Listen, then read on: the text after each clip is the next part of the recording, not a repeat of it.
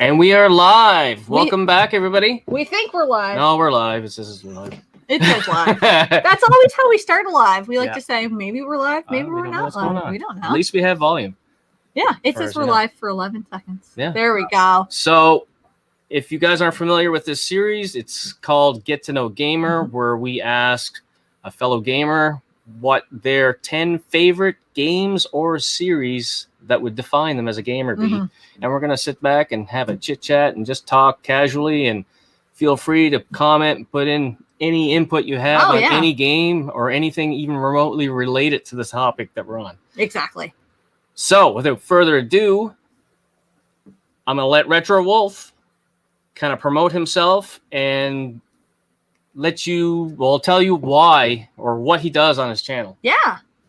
Cool. Well, first of all, Retro Rivals, love you guys. And I want to say thank you for having me on this show. I've been very excited about this. Absolutely. And, you know, it's funny because we just got to talk last weekend, too, and have a blast with video game trivia. So that was a lot of fun. But, yeah, my channel, RetroWolf88, it's going on 2 years now. Yeah, we just hit our 2-year anniversary like a week ago or so. So we've been going strong for about 2 years. You know, I have a pretty wide variety of different types of videos that I throw up. I try to, you know, they say variety is the spice of life, right? So I try to add a lot of variety to it to keep things fresh. So, you know, I've got a lot of, I cover a lot of retro game stuff, mainly centered around the GameCube because I love the GameCube. I have a complete GameCube collection. So I do a lot of videos about the GameCube. I got my GameCube Gallery series where I review GameCube games and different things like that. Of course, I've got the Mama Retro Show where I get my mom on the channel and she sits down and she plays games. And, you know, when you first hear that, you might think to yourself, well, that doesn't sound very exciting. But here's the thing. My mom is extremely eccentric, and the way she reacts to video games is hilarious. So I highly encourage you to check out the Mama Retro series, especially if you want to have a laugh. As a matter of fact, on Monday, on Monday, I believe we've got a new Mama Retro video coming out where she plays nice nerd game. Yep. Oh yeah. So that's pretty entertaining. I actually watched it tonight, the finished version of it, and it was pretty damn funny. But yeah, I mean, I do a lot of stuff. I talk about modern gaming too. At the end of every month, I do a video talking about upcoming Nintendo Switch games and upcoming PlayStation 4 and PlayStation 5 games. Which I really appreciate because I found a couple games from that. Yeah. Yes. Yeah. Well, just wait till you see the upcoming Switch games video for this month, because February is looking like the best month for the Switch.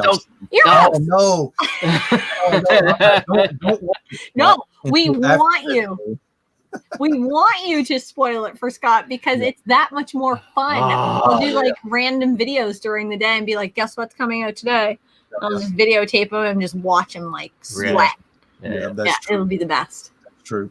But yeah, I do a bunch of different stuff on the channel, have a lot of fun. Here lately, I've been trying to incorporate some more kind of silly stuff. So like today, we dropped a video where Mama Retro me. Yeah, we do. I do a shorts every Sunday now, and the way that I do my shorts is basically every shorts I ask a question to the gamers, and then at the very end of the video, something weird or strange or funny happens. So I'm excited for you guys to see tomorrow's short because nice. It's something. I don't know how people would react to it, but it's something. It's something. But yeah, I mean, you know, like I said, retro games, modern games, a lot of GameCube stuff. My mom playing video games, which is hilarious. That's kind of the main stuff on the channel, and have a lot of fun. Yeah. And you know what? I love that you do a variety of different stuff, because I you know, if it's just all live streams or all one kind of content all the time, there is a market for that for sure. There's people that just want absolutely. Yeah. But I enjoy just seeing different things, and then it gets my mind working. I'm like, oh, wow, what about that? Or what about this? As a content creator and as somebody who loves to game. So I really appreciate the variety. We have a few people saying hello. We got what's up, everybody? Whoever the hell that is. Dennis? What's a Dennis? We have Ayla Blitz. She's giving us a virtual hug. Virtual hug. Don't even need a mask for that. No, Fernie67. He's in Fredericton. He's close to us. Oh, it's fine. I recognize the name. Yeah. And we got another Atlantic Canadian. Hello from PEI. Hello. Right. We also have, I'm assuming it's No, I want to say Pawn Gamer Guy, but that would be the W and the N would be reversed. So Yeah. hi, all the same. And Good Use Goods. Haven't watched you guys in forever. Life. That happens. Yeah, life But happens. have been catching up the last few days. Love the content. Thank you so much. Yeah, so we've got a few people in the chat with us. Awesome. Thanks for adding to the content, guys. Hello from Ohio. Ohio. Greg. I went to Ohio a couple years ago. I had a lot of fun. I went to Dayton, Ohio, and hunted for some video games, filmed a couple of game room tours. We met some friends and hung out. It was a good time. Nice. Although the one bad thing was I was in Dayton, Ohio when that mass shooting happened. My God. Yeah, it happened like right down the street from where I was staying. I remember hearing the police sirens. So that wasn't fun. But other than that, I had a good time there. Yeah, that would be really scary. Yeah. Fernie wants to know, where are you from? I live in Tennessee, originally from Georgia. I grew up in North Georgia and moved to Tennessee, not too far from the North Georgia border. But yep, Tennessee, kind of near the Chattanooga, Tennessee area. So how far is that I guess from your hometown? My hometown is the most redneck sounding name of a town you'll ever hear in your life. It's called Chickamauga, Georgia. Okay. Well, we're from Miramichi. Oh, no. You're from Miramichi. I'm from Blackville. Okay, cool. I swear. I'm about an hour and a half from my hometown, I would say. Oh, that's not too bad. No, that's kind of like us. We're about an hour and a half. It's nice to like, you get a little distance, but you can still visit, kind of deal. I like that. Yep. All right. Let's a typical tradition of ours is let's ask everybody what we're drinking. Jim, what are you drinking? Speaking of, we've got Fernando Garcia. Where's the beer? LOL. The beer. All right. See? Fernando, I'm drinking water because I'm on antibiotics and I'm not allowed to drink with them. And typically I go, whatever, I'm going to have a drink. But the pharmacist said I would get violently ill if I did. So it's water for me. And Scott, in solidarity, is just going to have the one beer. I'm just having one beer. So I want to show you guys. Put your glass there so we can show the comparison here. Oh, wow. That's a beer. That's a big glass. One beer. That's a damn big glass of beer, man. I have one. Just have one beer, guys. It's almost the size of your torso. I think that's a team lift. You can't leave that there the entire time. Jeez. Can everybody read? Can you read that? To give up. But I give up drinking. Oh, okay. But I'm not a quitter. Nice. That's awesome. Yeah. I'm not drinking that. I've been drinking beer all day today. I did have a couple of shots of vodka before we started, though. So nice. Waves and Games says at least you're not from Toad Lick, Arkansas. I assume that's a real place. Damn, Toad Lick, Arkansas. That's rough. Something. Yeah. Oh, Fernie67 says that makes sense now that I'm not drinking. Yeah. Makes sense. Okay. I think we should get into the first game. All right. Okay. So we're going to work our way backwards. We're going to start at 10 and work our way down to number 1, or do you have any or it doesn't even matter. Specific order at all? Do you? So yeah, I didn't put them in any specific order. I was going to put them in a specific order, but I just didn't have time to. But so these are not going to be in any particular order. Also, these are not necessarily. I mean, all of the games that I'm going to name off today are some of my favorite games of all time, but they're not like my top 10 favorite games. I went with what you asked and picked games that define me as a gamer. Yes. Okay. So I'll start with the Mario Brothers series, right? Okay. So I was born in '88, so I grew up during the Nintendo Entertainment System era, Super Nintendo, Game Boy Color, all that good stuff. So I grew up in the era where Mario Bros. Really started taking off. And when I was a kid, some of the first games that I ever played were the first 3 games in the Mario Brothers series. So Super Mario Brothers, Super Mario Brothers 2, and Super Mario Brothers 3.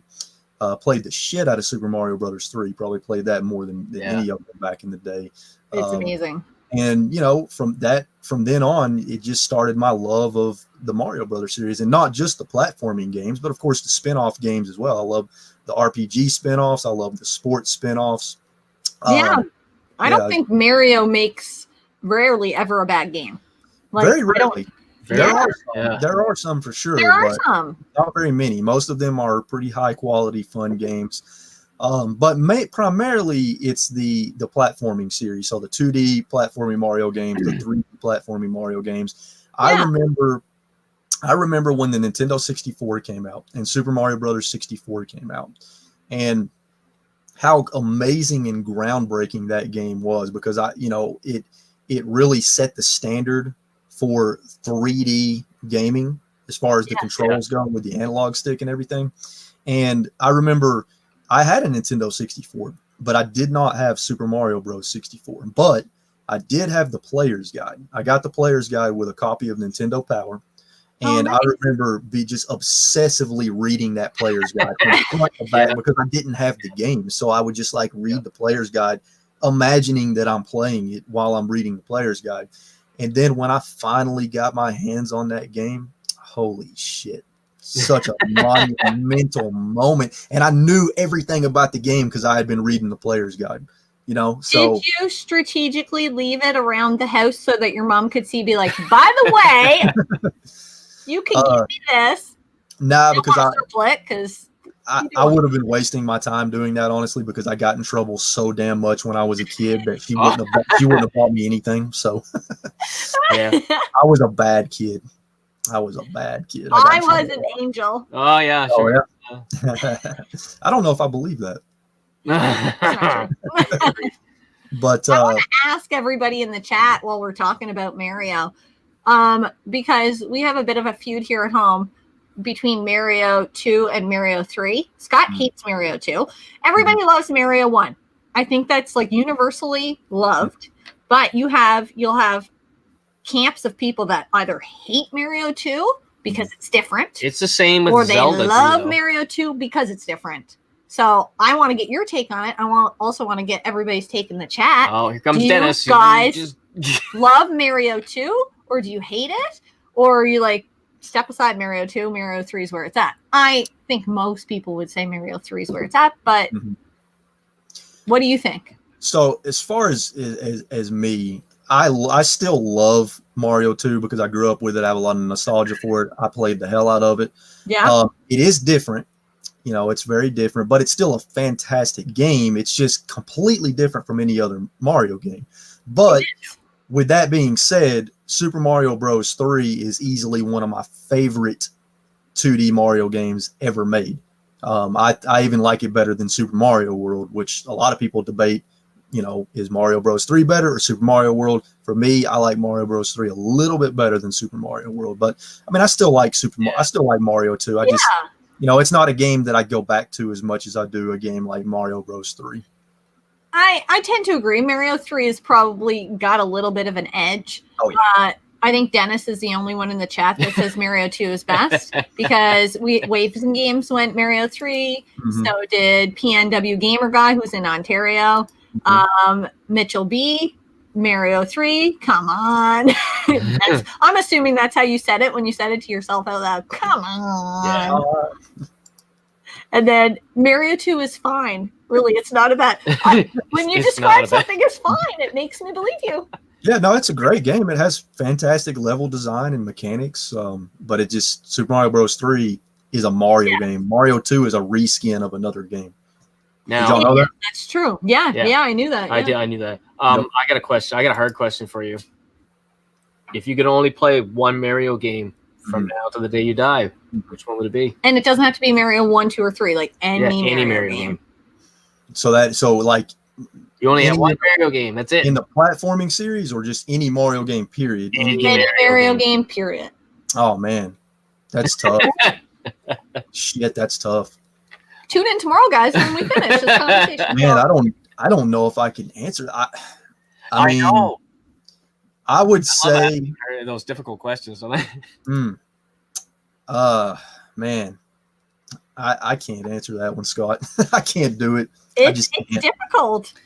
Well, I thought when we started this series of Get to Know Gamer, I originally started it with my buddies, and I asked everybody, pick your top 10 games. Holy crap, didn't realize how difficult that was. So hard. Yeah. So hard. How you pick just 10 games. So then we're like, okay, well, 10 games or series.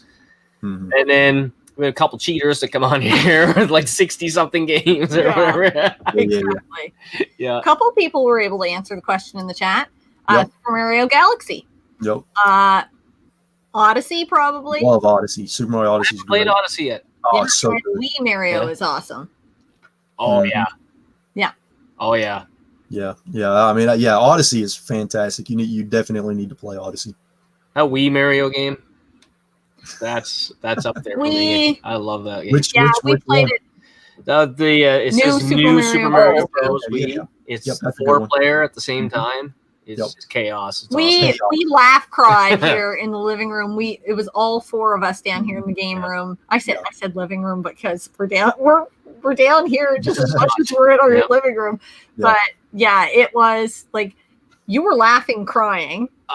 Me and Mike we had tears. I literally had tears running down my face or wiping my eyes. I was just roaring, laughing so hard. Yeah, it's a great time. If you like that, I highly recommend playing Rayman Legends. You can also play that 4-player. Rayman Legends. Oh, nice. That is one of the best 2D platformers I've ever played. It is fantastic. It's a masterpiece in my opinion. Nice. That would be Highly good to try when COVID goes away. Yeah.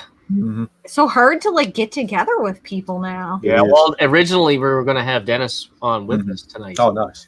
And then our city went into another phase. We're in the red phase now, which is a little.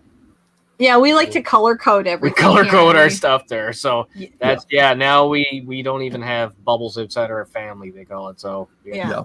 Now we gotta hang out with each other. I know.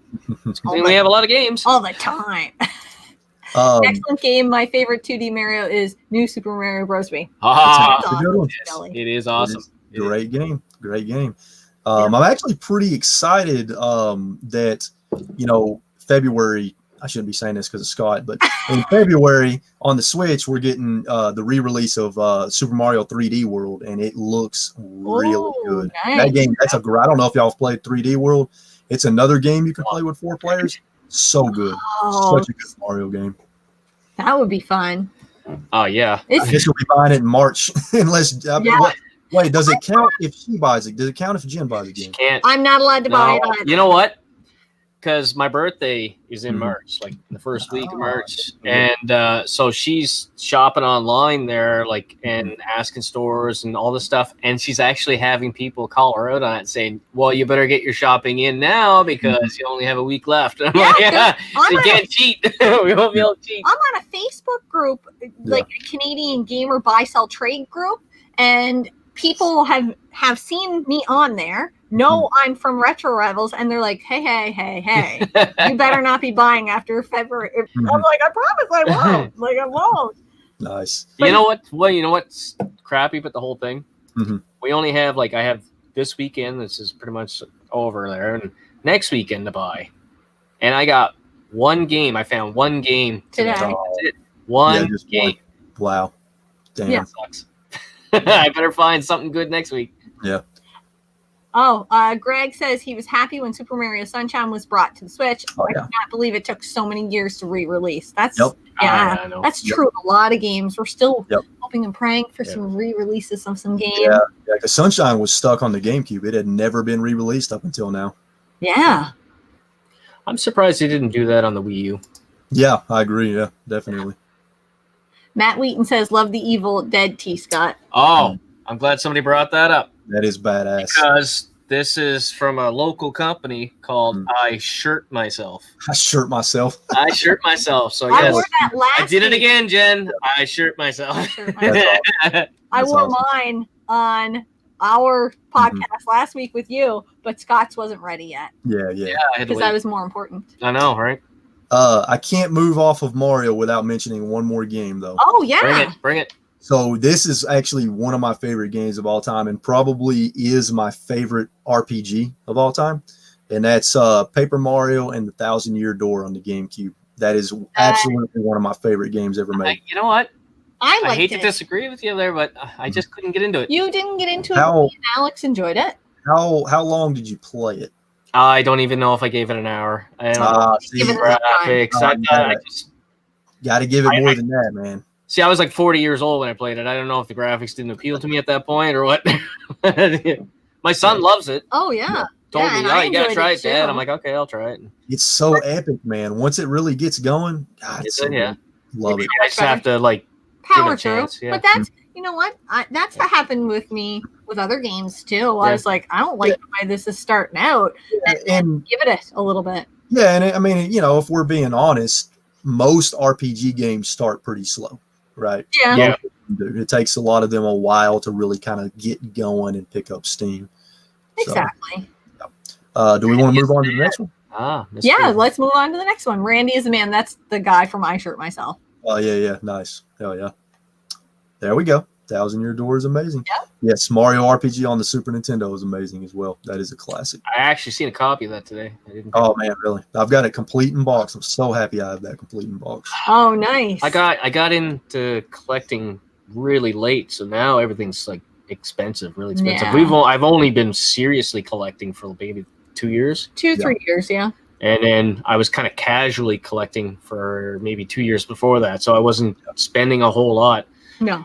I wish I had have just kind of went all in there a little bit at least and bought the ones I really wanted, but now they're like astronomical. Prices keep going up. Oh, it's crazy. Smokes. Yeah. Number 2. All right, so number 2, the Legend of Zelda series. I knew that was coming.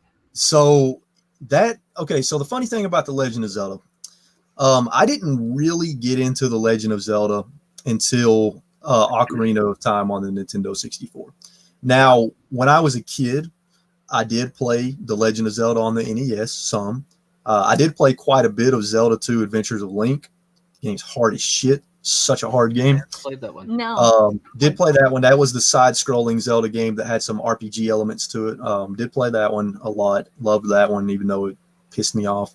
And I played a little bit of A Link to the Past, but it really wasn't until the Nintendo 64 and Ocarina of Time. When I played Ocarina of Time, my God, that was it right there. I was an instant Zelda fan, and to this day, I still am. I played and beat almost every game in the Zelda series. Oh, nice. Breath of the Wild is probably my favorite Zelda game. Yeah, it's really beautiful. I've played a bit. I haven't completed it there, but I got to get into it more and actually finish it. That's the problem. Yeah, I've got like probably 6 or 7 games on the go right now. Yeah. Are you even a real gamer if you don't have 6 or 7 games on the go? That is true. That is very true. A Link to the Past is awesome. Oh yeah, Link to the Past is great. That was sorry, I mean cut you. Yeah, you go ahead. No, you're good. That was a part of. I think it was one of the picks for Jen's gamer education, but she didn't pick it. I think it was Dennis, and she ended up picking Silent Hill. Yeah. So I ended up playing it. I was like, I want to play it. I got it here anyway, so this is the excuse to play it. Yeah. So played through it, loved it. Yeah.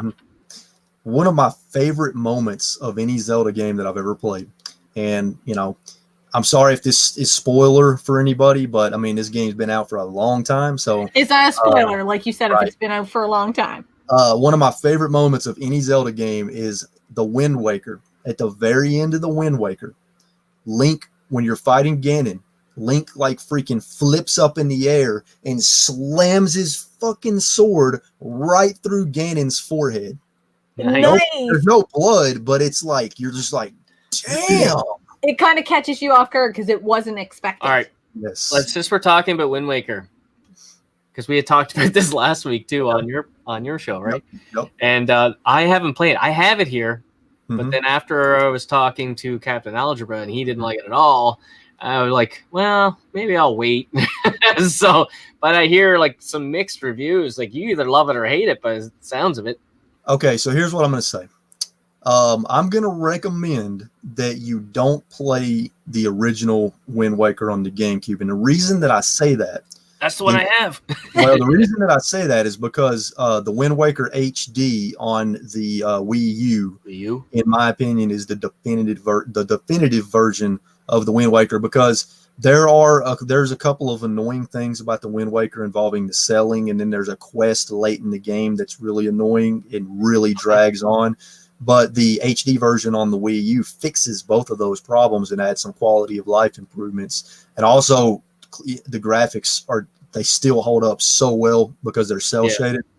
But dude, Scott, the Wind Waker's great, man. I love the Wind Waker. I don't know what Captain Algebra doesn't like about it, but I love the Wind Waker. Well, I think I wish he was watching the same issues that you had just mentioned. I think he might have mentioned those same things. Don't quote me on that, but I think that was the deal breaker for him. I'm not 100% sure. I do know the version on the Wii U is affordable right now. Oh yeah, definitely. Yeah, and it's the best version, I think. So I would recommend playing that version. And also, you can access your inventory on the fly on the Wii U gamepad. So you don't have to. I like that. Yeah, I like being able. You haven't played the Wii U yet, have you? I've played a little bit of the Wii U. I think. Did you? I guess I've played a little bit on the Wii U. What did you play? I don't remember. I think I was just playing through. No, the one that you put your games you already had on it. You know when you. Oh, not the Wii U.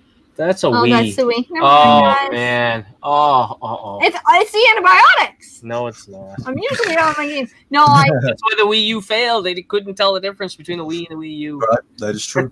I wasn't listening. I was looking at the in the face. Mm-hmm. I want to ask Johnny, are the extra F's for when he said in the fucking face? I think so. Yep. And Michael B, the Game Genie, also really loves the Wind Waker. Is that Michael B?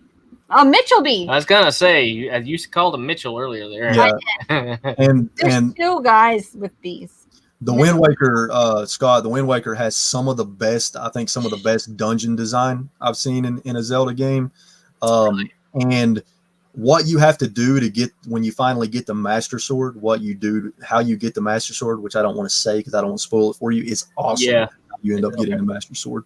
All right, so I don't have a copy of that on the Wii U yet, but I'm going to have to. I actually don't have that many Wii U games because I only got it. They're hard to come by. They are. I know. 6 months now I had it. Yeah. I tell you, one game I do love on that is Shovel Knight. I knew you were going to say Shovel Knight. Oh man, Shovel Knight's awesome. Yeah, that's one of the best indie games. I think it's phenomenal. It's crazy. I have to play a Wii U game. Not just a Wii. Not just a Wii. I want to see you rage quit Shovel Knight. I will rage quit every game. Shovel Knight's pretty tough. It is. It is. What did you rage quit last night? Last night? Yeah. Oh, The Binding of Isaac. Binding of Isaac. I was like, I love the Binding of Isaac. It's pretty awesome, but I hate playing handheld. I don't like playing Switch handheld.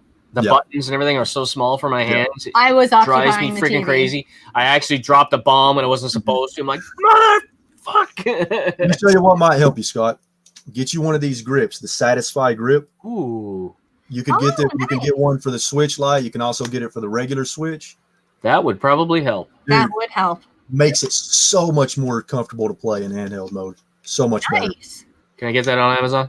I think so. Yeah, I believe so. On Amazon, you can get everything on Amazon. Dennis says, Jen. Yeah. Tell me you guys don't tune in just to see me have blonde moments and take a drink every time I have a blonde moment. Don't do that. You will die. Probably. All right. Let's do game number 3, maybe? Number 3. Now, number 3 is not a series this time. Number 3 is a particular game. And it absolutely is one of my favorite games of all time. Probably, I would say it's in my top 5, without a doubt, in my top 5. Oh, yeah. It's a game that I've beat probably 20 or 30 times, mainly on the GameCube. I beat it several times on the Wii as well. And that game is Resident Evil 4. I fucking talk my language. Resident Evil 4. And here's the funny thing, right? I was never into the Resident Evil series. Oh, I love them. Until Resident Evil 4 came out. When Resident Evil 4 came out, there was just something about it. And also, I don't do good in horror games. Horror games stress me out. I have a hard time playing, games. They stress me out. Yeah. But Resident Evil 4 had just the perfect balance of horror and action. I played and beat Resident Evil 4 so much on the GameCube that I was literally a walking player's guide for that game. I knew where every secret was. I could tell you where every treasure was, every hidden secret, every weapon. I knew, I was able to beat it with ease on the hardest difficulty. That game is to this day one of my favorite games of all time, and I'm super, super excited for Capcom to remake it. Oh, I was my going to mention God. that, yeah. Yes. Yeah, and you know, some people are like, don't remake it, it's already perfect. But, you know, here's the thing. If they remake it and it's shit or not as good as the original, we still have And we the can original. just play the original. And Yeah. it's still cheap, too. You can buy the original. I mean, it's on new consoles, too. You can get it on everything. Well, yeah, I have it on the Xbox One. So. Yeah, you can get it on everything pretty much. But, yeah, Resident Evil 4 is just one of those games that, in my opinion, it's a near perfect game. It isn't a perfect game because there's no perfect game, right? It has some issues just like any other game does. But for me personally, it's a near perfect game. When those Granados would go ahead, no, go ahead, Yeah. no. I would like lose my mind because we'd have it on the surround sound down here, and I'd be like, I feel like they're all around me, but I'm just playing a game. It was intense. I loved the feeling of it. It was. And right at the beginning of that game, when you will go into the village, they just throw you right in the middle of the shit. You're just getting attacked by everybody from all directions, and then the chainsaw guy comes out if you get I know. Love that game. That game. It's awesome. If Destroyer wanted to say hi. He's like, I'm back. And Alfred is also saying, what's up? What's up? What's up? Yeah. And then we have somebody from Germany. Greetings. Hey, with the Umbrella Corporation logo. Exactly. Sweet. Perfect time. Awesome. And Waves and Games completely agrees with us. Resident Evil 4 is truly the best. It really, really is. Scott. I haven't finished it yet. No, he hasn't Crazy. finished it. It's one of my mix of games in the go here. It is. I've been trying to focus on original Xbox this year, so that's what kind of happened there. And, you know, the remake, the one thing I'm worried about the remake is I'm worried that they're going to cut sections of the game out from the remake. It's a long game. It is long.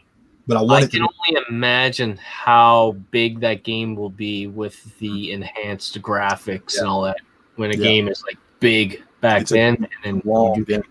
It is a long game. That's kind of why I wasn't excited to play it at first. When that was picked for my Get to Know Gamer, I was kind of like, oh, God, guys, this is going to gamer education. Or sorry, gamer education. I'm reading what MNX has on the screens. What's the topic on Greetings from Germany? It's Get to Know Gamer. So we're talking about RetroWolf88 or Matt's games that define him as a gamer. So 10 games or 300 games. We don't care. We'll talk till you guys drop off. But yeah, I just wasn't excited about it. Yeah.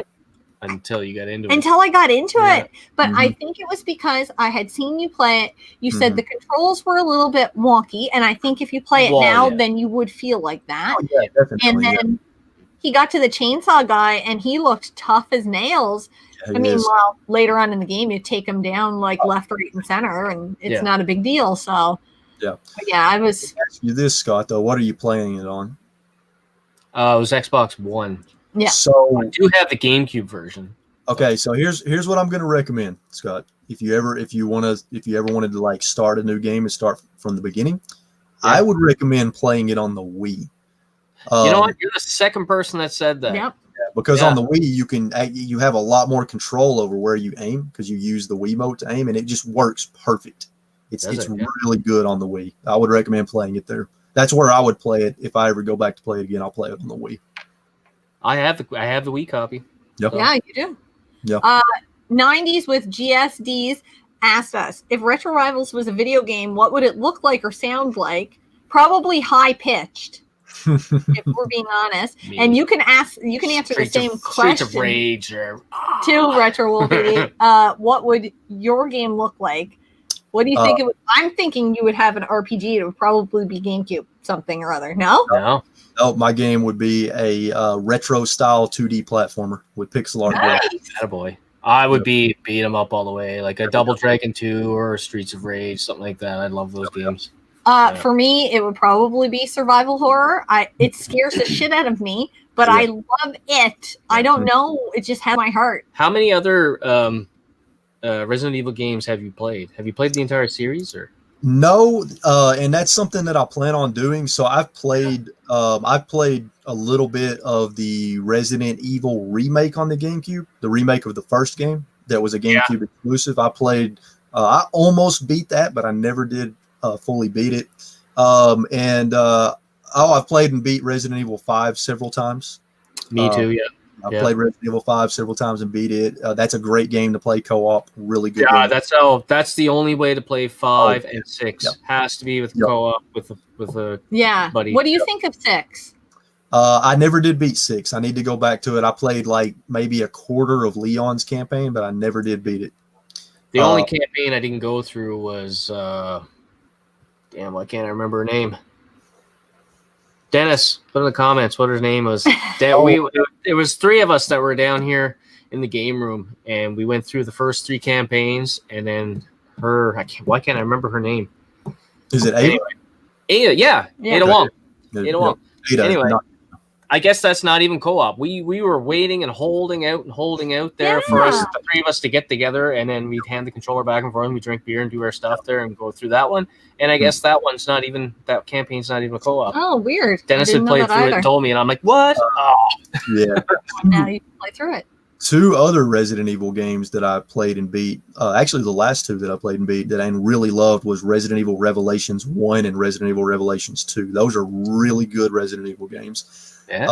And if you guys want to have a blast, load up Resident Evil Revelations 2 and play the I can't remember what it's called. If anybody in the chat knows what this mode is called, there's a mode in Revelations 1 and Revelations 2 where you can play co-op and you basically just play levels and just shoot shit. Nice. And you upgrade weapons and you level up your characters. I can't remember what it's called, but God, it's so much fun. So especially co-op, it's so much fun. Oh yeah. We will check into that. I know we'll watch back our own video and figure it out there. I'll have to write the stuff down, right? Yeah, Revelations 2. I think I have it on the 360. Don't I? Didn't I pick that up there just a couple weeks ago? You may have. Yeah. We have a lot of games. Yep. Yeah, those are great. Have you? I don't suppose you played through Biohazard. No, I haven't. I need to though. Oh man. Yeah. Are you excited about the new one coming out? Village? You know what? I am really excited about Village, and let me explain why. I think what they're trying to do with Resident Evil Village, Resident Evil 8, whatever you want to call it, is I think they're trying to capture the magic that they captured with Resident Evil 4. I'm getting some really strong Resident Evil 4 vibes from Village, except in first person. But they're using the same inventory management system from Resident Evil 4. Yeah. The merchant is coming back that you buy stuff from, and that started in Resident Evil 4. I really think they're trying to make Resident Evil Village like Resident Evil 4, give that same experience again, except in first person. I'm sad though it won't be that guy like what do you buy? Yeah. Did you? I actually seen a gameplay trailer of it or something that came out a couple days ago, maybe. Yeah. And from what I see, there are a lot of gameplay mechanics that carry over from Biohazard. Yeah, a lot of similar stuff there. So I loved Biohazard, loved it. Dennis says I liked it. It scared me. I will play through it though now that I've played. Yeah, but I'm still terrified. I know I'm just going to be creeping along the house, going. If at any point he's going to jump out, I know. If you guys want to see something funny, go back in our library of videos, and I don't know what it was called. I think it was something Biohazard. Jen plays Biohazard, and it's just her screaming for about 20 minutes or whatever. I was like terrified. Awesome, and me and Dennis were laughing our asses off. I hadn't really gamed at that point. So, like, I say I hadn't really gamed at that point. What I mean was had just played, Donkey Kong, Mario. So I hadn't used dual analog anything. Yeah. Now I can't get me off a dual analog game. I'm like, I gotta play a side scroller again. This is the 80s. Just to clarify for people, when you guys say Biohazard, you're talking about Resident Evil 7, right? 7. Yes. Okay. Yeah. Yep. It's 7, but I think, I don't know if that's what everybody calls it, but here in our inner circle there, we always call it Biohazard. Biohazard, yeah. Oh, Retro Lecter saying hi. Hello. I absolutely love that game. Yep. That game, for 2 grown men, Dennis and I were sitting down here in the basement.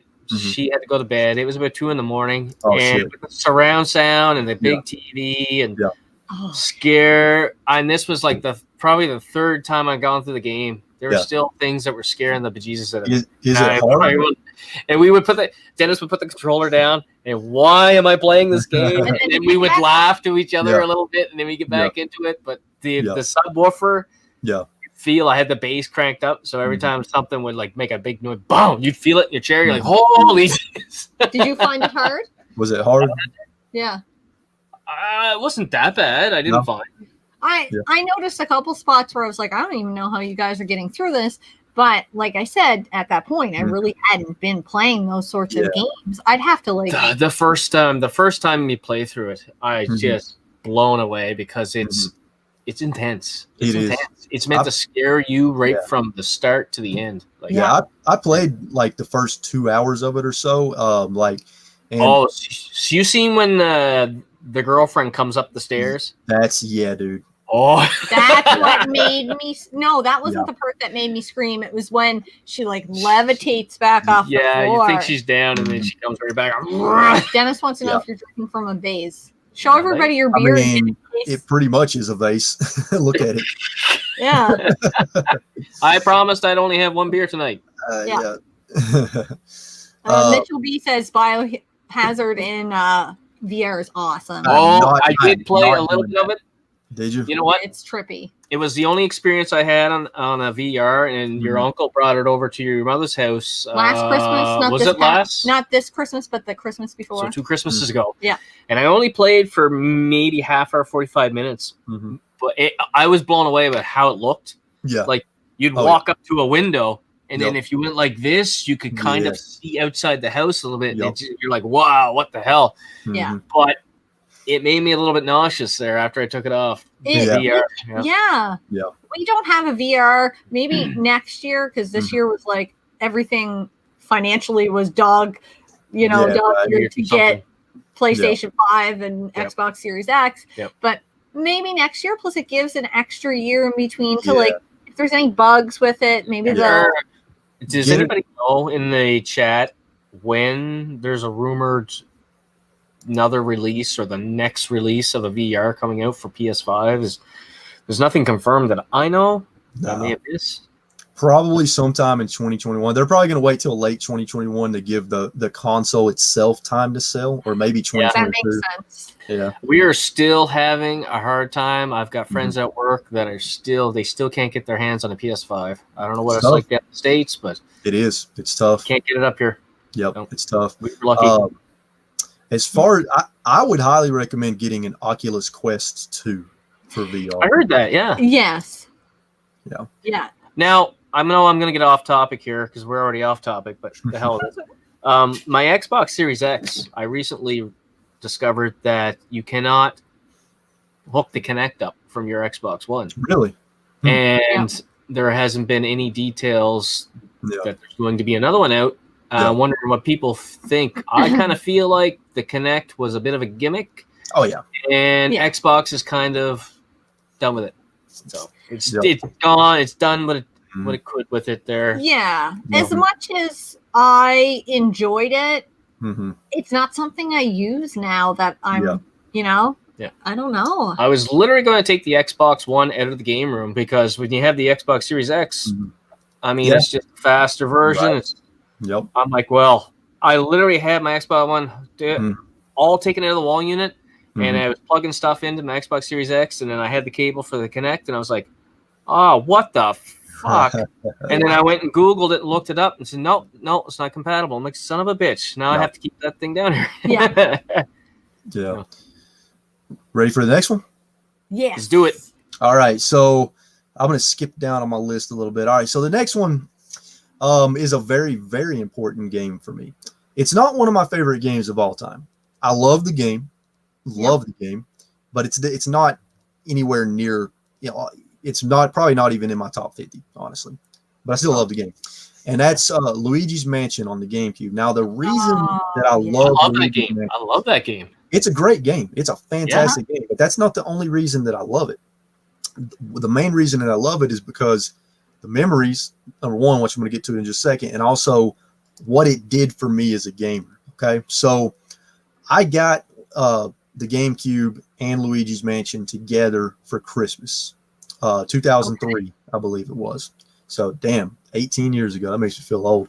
But yeah, so I got the GameCube and Luigi's Mansion for Christmas, and I remember because I had a Nintendo 64 before that. So going from a Nintendo 64 to a GameCube, and then seeing Luigi's Mansion and how amazing it looked, my mind was blown.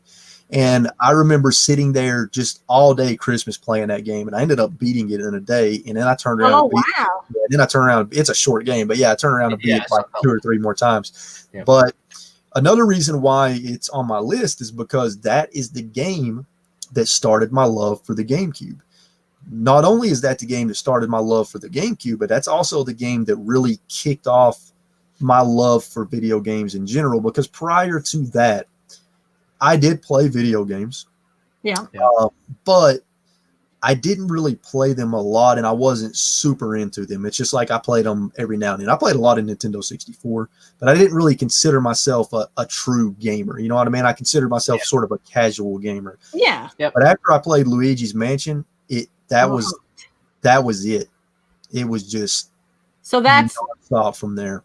That's the game that attributes your whole entire love of the GameCube. I want to tell you a quick story. That's awesome. Let's hear it. We picked up our first GameCube probably only 2 years ago. Oh, wow. Maybe? Yeah. And the first game that we played on it was? That game? Luigi's Mansion. Yeah. Right around Halloween there. Yeah, it was really, really fun. So, I do share the same love there in a way. You know, but I do. I don't know why it really hasn't gone up in price like other games have. It has same love. At least in the States. Yeah. Okay. And Luigi's Mansion at the time, and even still today, is a very unique and original game. There really wasn't anything like it. You know what I mean? And there's still not really anything like it out there. I agree. Did you get 3 when it came out on the Switch? Oh, yeah. Yeah, it's great. It's great. I love it. We have it, but we haven't touched it yet. We haven't played it. Yeah. I don't know if we just got too many games last year or Christmas time that we just didn't. Yeah, we actually got it last Christmas. Yeah. There's a co-op too that you can do in it. Yeah, I know. Oh, usually at Halloween, I'm like, oh, that's a Halloween game. And we get there, but the Halloween that just went past, we ended up with a big stack of PS4 Halloween kind of themed games, and that's what we ended up focusing on this year was PS4 stuff. So next year we'll do a mix. I think. I'm trying to not play as much PS4 because I feel like that has my heart. Like I just love my PS4. PS4 is great. It's do you know what?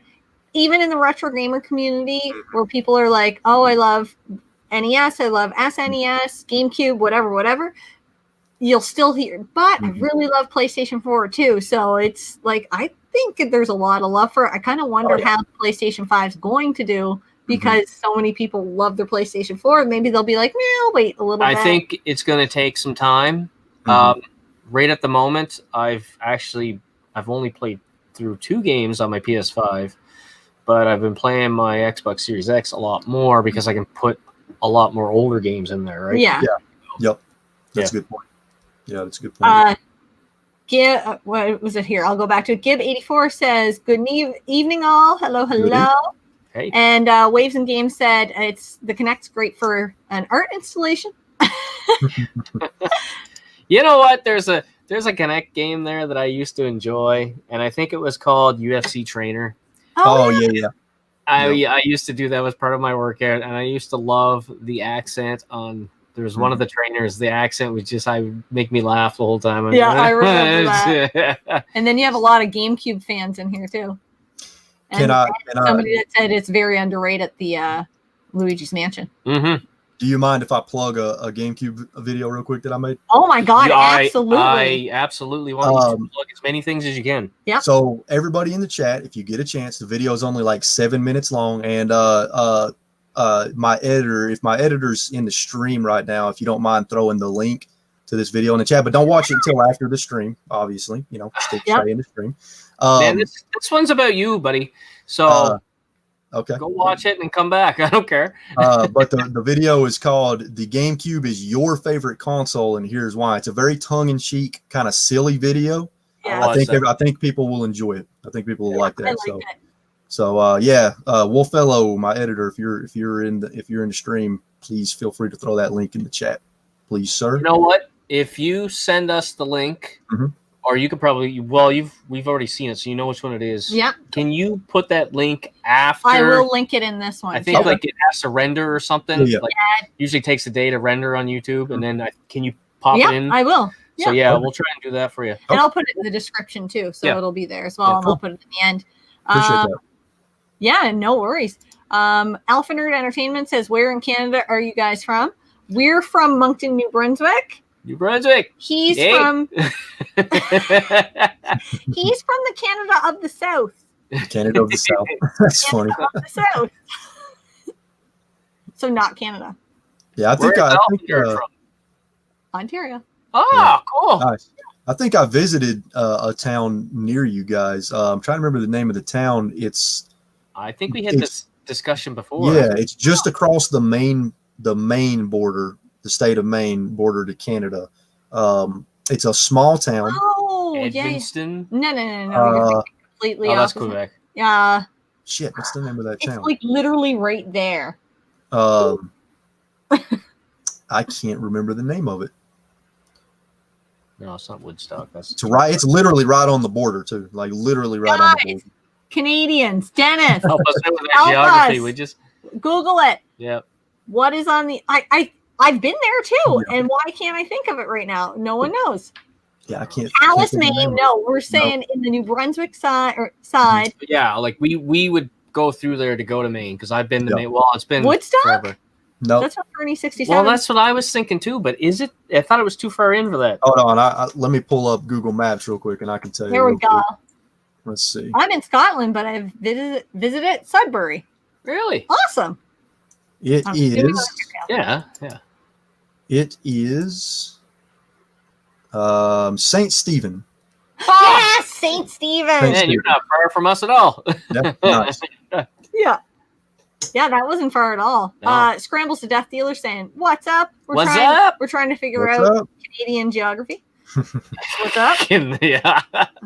We don't know. I don't even remember what the last thing. Oh, it was Luigi's Mansion. That was the last game we were talking about. Do we know what number we're on at this point? That is number 4. 4. Number all right. 4. Well, let's just hop into number 5 here because this. Okay. We're gonna keep you up all night, man. Let's see. Number 5. What do I want to jump to for number 5? You know what? Let's jump to this one. So the next game is Pokemon Red and Blue. Okay. So I was in 5th grade when Pokemon really started blowing up, right? With the TV show. And then Pokemon Red and Blue came out in the States along with the Pokemon trading card game. So I was at about 5th grade when that happened. And I remember buying a Game Boy. Well, I had a Game Boy, and I remember I don't remember if I had red or blue. I eventually had both of them. But my God, was I addicted to that game. I was so damn addicted to that game that I would bring it to school with me. And while the teacher's teaching, I would kind of have it under my desk down here. Under my desk, kind of playing it while my teacher's teaching, playing it all sneakily. And anytime she would come by, I would just very gently slide it into my desk and, act like I'm working. Did you ever get caught? I never got caught. Awesome. Never got caught. But I love it. I am to this day. Oh yeah. And it's funny because after that, I played some of the other Pokemon games after that, like Gold and Silver and some of the others. But that was really the only Pokemon game that I absolutely fell in love with, and I played multiple times. Even to this day, I can go back and play it and still have a blast with it. So much nostalgia. I have so much nostalgia for that game. But funny thing is, at the same time, during that time, I was into the Pokemon trading card game, and the Pokemon trading card game was so popular in my school that I was literally able to use Pokemon cards as money to buy video games from other kids. I'd be like, hey, how many what Pokemon cards you want for that video game? And they'd be like, I need this one, this one, and this one. I'd be like, boom. Expanded at my son's. It's still popular. Let's be honest. You didn't do that. You went, what do you want? Like that. Yeah. That's exactly what I did. Yeah. Well, they actually put a stop to trading Pokemon cards at my Yes. son's school Oh, just really? not even 5 years ago, I bet. Yeah, you couldn't So bring it's them still because popular. kids would Yeah. just like not do anything. They'd just be trading them. Pokemon. Well, Pokemon. kids nowadays are different. Kids yeah. would make a trade, and then later on they would realize, fuck, I got screwed on that trade. Yeah, right. Whine and cry, and the teachers would make them trade back. And Oh, then it's a yeah. whole thing. Teachers And then- like, we're done with this. We have to have a discussion. Yep. So-and-so's parents have to come meet so-and-so's parents. And I'm like, oh, I can't deal with today's parents. Did you guys know? Today's parents. Did you guys know that Pokemon is the biggest entertainment franchise in the world? It makes more money. It makes more money than Disney. I Really? don't doubt it Holy at crap. all. It's everywhere all the time. It's I don't doubt it. insane. Now, But yeah. when we were on your game show last week, there, I could maybe name Naming them, yeah. 5 Pokemon games there, and you got the majority of them. Only But my because son would literally sit there and probably name them all. we told him Nice. about that later, and he was Yeah. so disappointed. He looked at me like, "What?" Nice. Yeah, But, he was not impressed with our knowledge. Funny story. So I remember one time I was spending the night at a friend's house, and another friend was there too, and we were all playing Pokemon Red and Blue on our Game Boys and stuff, and linking them together and battling and shit like that. And I don't know why I said funny story, because I mean it's funny, but I shouldn't laugh at it. It's funny, but I shouldn't laugh at it. This kid that was staying with us, he was known for peeing in the bed a lot. And sure enough, that night he peed in the bed, and woke up the next morning, and I could tell he was so embarrassed trying to hide it and stuff. But of course, we could smell it. So not really funny. I don't know why. I mean, it's kind of funny, you know. But I thought you were going to come up with a cool Pokemon name to make fun of them there. Peed on somebody's Pokemon cards. We'll call him Pikachu. How about that? Pikachu, there you go. Yeah. I have to mention here, I'm seeing Scramble the Death Dealers. Banned from Canada until next year. Banned from Canada until next What year. could you possibly do in Canada to get banned? Really? Really? What did you do? Did you try to make us drink American beer? No. Is that what happened? But is that your tattoo on your arm? I want to know. Scrambles the Death Dealer. I'm assuming it Yeah, probably that's is. a cool tattoo. Yeah, that is nice. That's pretty No, badass. it's relevant. It's pretty badass. Somebody else is saying, I agree, red and blue were truly Oh different. yeah, it Yeah. was. Yep. I don't have much of anything to add to the conversation when it comes to Pokemon, other than I learned how to play the card game only because my son was so into it. And finally, once I learned how to play it, he decided to come on playing more. Yep, right. Lose. I think It's I might have today's beat him once child. and might have pissed him off there, and he quit. Oh, I don't yeah. know. Price Charting has a price guide now for Pokemon cards. Oh, That's nice. how much they're going yeah, up in value. I Yeah, did. that's cool. Alpha Nerd's in Hamilton, and he Nice. also got a phone call. Congrats on your phone call. Okay. There you go. Nice. What's So, up, Chris James? Hello. And then Scrambles answered, yes, that is my tattoo. Thank you. It's Pikachu riding my daughter's stuffed unicorn. That's awesome. that's cool. So, we are on to game number 6. 6. Yep, I do number believe. 6. Over Number the six. halfway mark. Wow. Look at us So- doing it. Drinking my beer faster. So here's a game that I bet you guys are not going to see coming. So you remember when the 360 came out and we had the Xbox Live Arcade, right? And you could go on there and buy tons of games. And the Xbox Live Arcade was really the start of indie games becoming popular. Indie games having a platform to reach a mass audience, right? Yeah. And prior to that, I didn't know anything about indie games. I played major game releases on consoles. Yeah. Until Super Meat Boy came out. When Super Meat Boy originally released on the Xbox Live Arcade, that game is really responsible for the amazing popularity of indie games today. Super Meat Boy is really kind of the game that started it I all. can see that. Shocking. Super Meat Boy is such a weird ass game. It's hard as hell, so hard, but it's so much fun. But it was an indie game, and it ended up selling millions. It was a huge success, and that was really indie games are some of my favorite games. yeah, and see that's why it's such a defining game for me or it defines me as a gamer so much because I love indie games. I try to support indie games as much as I can, especially when I do my upcoming Switch games video. I try to throw a lot of indie games on there because they deserve recognition. But they really do. Oh yeah, they do. But Super Meat Boy was the game that started my love of indie games, and it's really, I mean, indie games today really owe a lot to Super Meat Boy because that's the game that put indie games really on the map. It's kind of what started it all, I think. Is there a number 2 in the works? I thought I heard. So there was a new one released recently called Super Meat Boy Forever. And unfortunately, it's a sequel, and unfortunately they kind of dropped the ball on it. It's not a bad game, but the problem with it is it's an auto runner game. So you're not controlling Meat Boy you're running from left to right the entire time, and you have to control his jumps and different things like that. I know what you mean. It just fan of those games. It just doesn't feel right. It just doesn't feel like Super Meat Boy. I didn't care for it. I was very disappointed by that. I know sometimes they can deviate from an original format of a game and it's successful, but it's so sad when you love something so much and that they've deviated and you're like, it's not the same. But so have either of you played Super Meat Boy? No. I have played it. I have not finished it. So it would have been on the 360. It was a while ago. Yeah. Can I mention an indie game that I love? Yeah, let's hear it.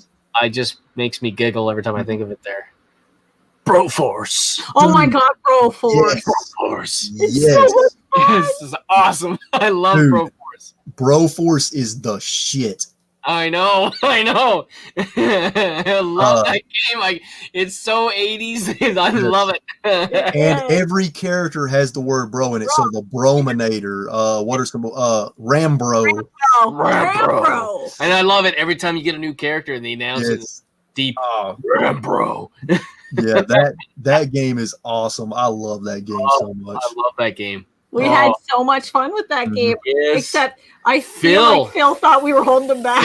Yeah. Phil introduced us to that game there maybe a year ago. Yeah. Oh, man, probably. I love that game. Did you not get excited every time you were about to unlock a new character, though? Yes. So exciting. Yes. Oh, yes. Except there was one character that everybody got that were like, not this guy again. I thought I'd be trading up, not trading down. Yeah, there was always one or two of those guys. They're like, what the? Yeah. What was it they called the Man in Black character? That they call him like Bro in Black or something like that? Might have been. Or and then there was there was so many. Time Bro. Time Bro. So Time many. Bro. Yeah. What was Chuck Norris's? I can't remember. Walker, Texas. I don't. Was it Walker? I don't remember, but that game was amazing. Love that game. Scrambles wanted to clear the air. He actually didn't do anything in Canada. He was just a troublemaker back in the day, and Canada said, I need to be a good boy for 10 years before I can return. Damn. Wow. Well, there you go. My mom and dad had a similar situation at a bar, but it wasn't for 10 years. Yeah. My big beer is getting to me. I need a bathroom break. You're going to have a bathroom break? Okay. Well, Hollywood Polo said, hi, Jen Scott, RetroWolf. How was your day? Chilling with the dog. My day was good. My day was good. Too. I had some friends over, played some board games. Oh, nice. What did you play? And I actually got a new board game today. Oh, nice. We were playing this game called Thunderstone Quest. It's a really good game. Nice. And is it... I really enjoy co-op board games. Is that a co-op board game? It's not, but you can buy an expansion for it that adds a co-op mode. Oh, nice. See, we want to stay married, Scott and I, so we don't play anything that's not a co-op board game. I got you. Most of the time. Mm-hmm. But the one I got today, it's on the wall, and I'll get Scott to grab it on the way back. It's the description alone sold me on the game. It's more, I love horror-based board games. I love horror-based video games. The whole 9 yards. And it's a Japanese game, or I think it's a Japanese game, and it's now released in English. And it's a little girl that was hidden by her father from bad guys, and she was pushed down in a box, and she stayed there for a long time. So I assumed she died. Now she haunts the place, and you're trapped in this house with her, and you have to try to get out. So one person is her, and then it's 3 to 5 players. So the 2 to 4 other players are the people trying to get out of the house, the mansion. It sounds really cool, except we're not going to be playing it anytime soon. I need to send you guys some good co-op board game recommendations, because I know a lot of really good cooperative board games. Yes, please. Because I feel like when I pick co-op board games for myself, I end up picking everything the same. I was going to get you to... Oh, I can go get it. Yeah. What do we got here? Jen Scott, I got the trivia question last night on Super Game Room Dudes podcast. I won Tron Arcade Stick. Wow. Nice. That's awesome. Oh, yeah. Nice. Very cool. And good call, Jen, on the, I'm assuming I'm picking up the board game, maybe. And RetroWolf going to join in on the no by February is Ari. I don't blame you, buddy. I don't blame you either. All That's the game I picked up today. Okay, never heard of that one. That looks kind of freaky. Yeah. Well, yeah. That's what sold me on it. I was like, I need this creepy game. It's 3 to 5 player. I'm assuming you already told them the whole. I did. Okay. Nice. Yeah, that looks cool. Let me know how it is. Yeah, definitely. Well, when we get to play it, when we're allowed to have we need friends a third again. person. That's the problem. Yeah. That's true. We'll just have to get everybody in on a Zoom, and we're like, okay, guys, we're going to play board game. Have you guys ever heard of, what's it called? Board games, no, Tabletop Simulator on Steam. Have you ever heard of that? Tabletop Simulator is Alex might have mentioned it to me before. It's I don't know a whole lot about it, but it's on Steam. It's called Tabletop Simulator, and basically you can go on there and play tons and tons of real board games in a simulation on your computer. You can play online with people and all kinds of stuff, and it's supposed to be really cool. There's a lot of different games on there too that people add all the time. I would love that. I used to play a lot of I say board games, but now I would consider those more board games. The other ones were more like family games, like Pictionary, Monopoly. That might be fun to revisit on there if they had it. Yeah, what's the difference between a board game and a tabletop game? It's the same. It's the same. The tabletop game is just the overall category that encompasses card games, board games, dice games. It's just kind of the overall category. Yep. Yeah. Yeah. I never really thought about it before, because I assumed a tabletop game was something that took over your entire tabletop. Right. That's Mansions of Madness. Yeah. We'll play the game after COVID dies. Yes, we will, Dennis. Yes, we will. What games do you play on Tabletop Simulator? I have not. I haven't tried it yet. No, but it sounds awesome. I need to try it too. I agree. What would you recommend? I didn't get to see. Was that Hollywood Polo? Oh, yes. Yeah. What would you recommend on that? Scrambles is in on the no buy February. He owes a lot of money. Is it because of something you did in Canada?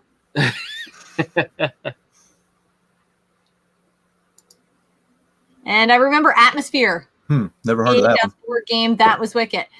Even more than Atmosphere, Nightmare. Nightmare was before. Yeah, it's almost the same game. It is. But Nightmare was the original. Yeah, and I love Nightmare. And if you guys haven't seen it, we did do an episode here where I scared the shit out of that. Where we did play Nightmare. Really?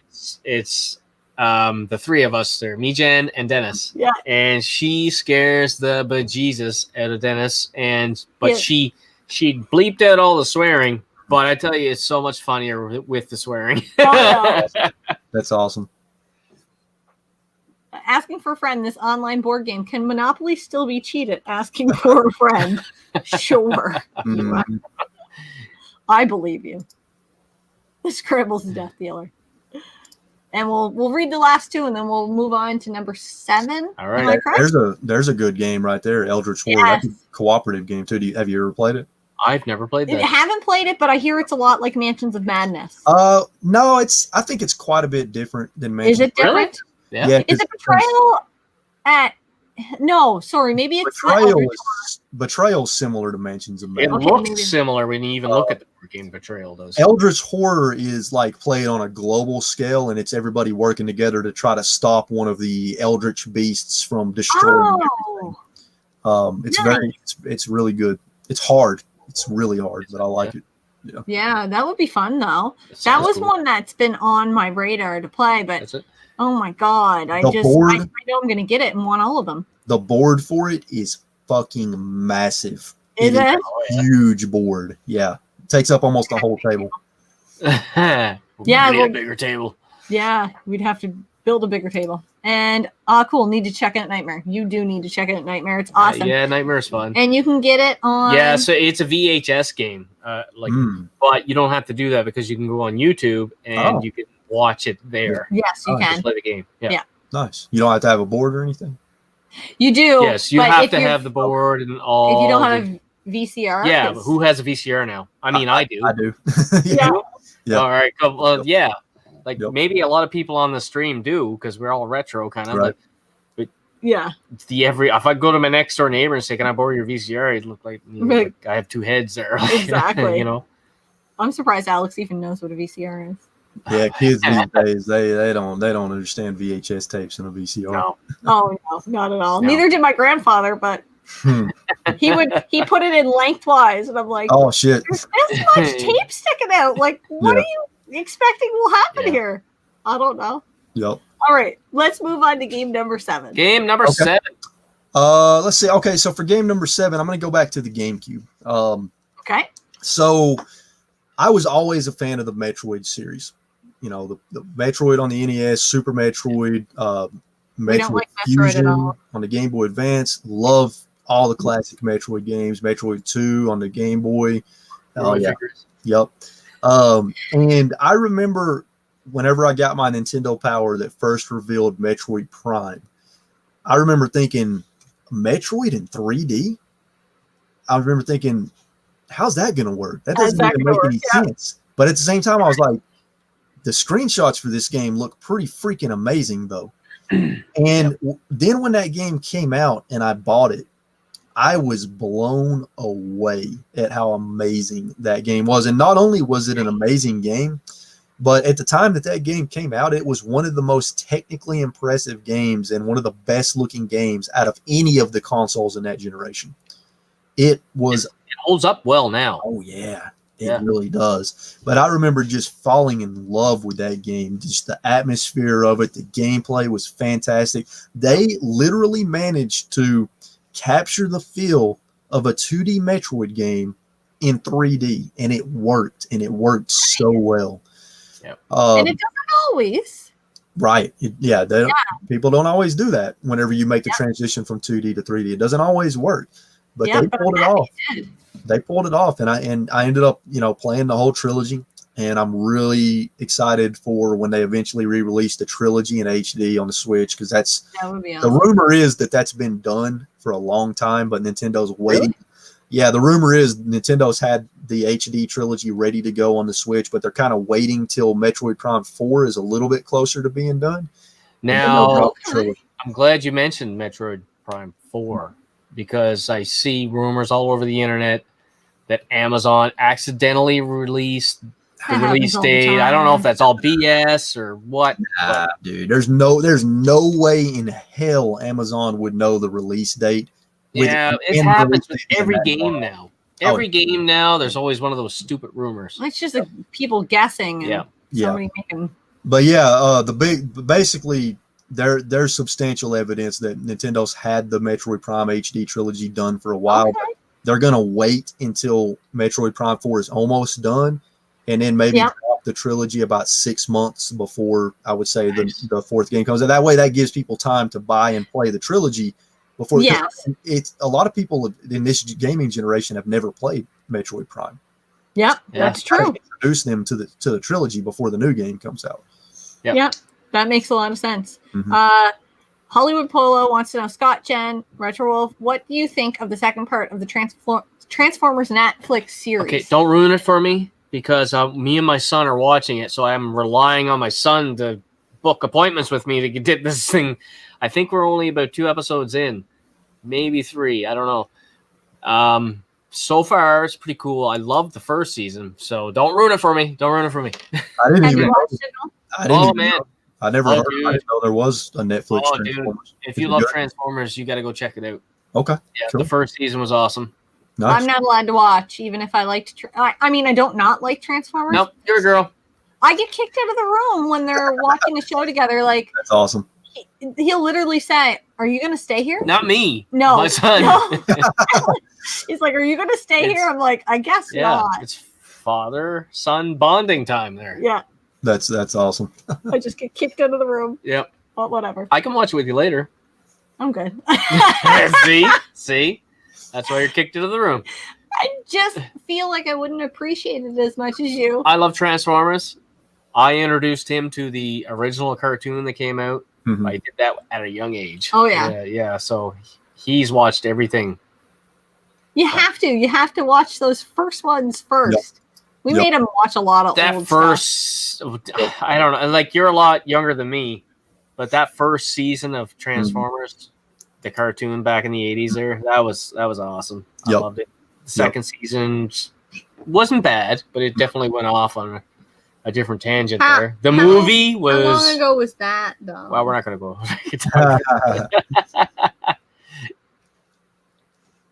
But yeah, Metroid Prime holds a very special place in my heart for sure. It's it's one of those things where honestly I haven't played the game in a long time because I've been holding. I wanted to go back and play it again on the GameCube or on the Wii. The waiting version for that HD version. Yeah, well, I'm holding out. What's the chances we could get a 4K?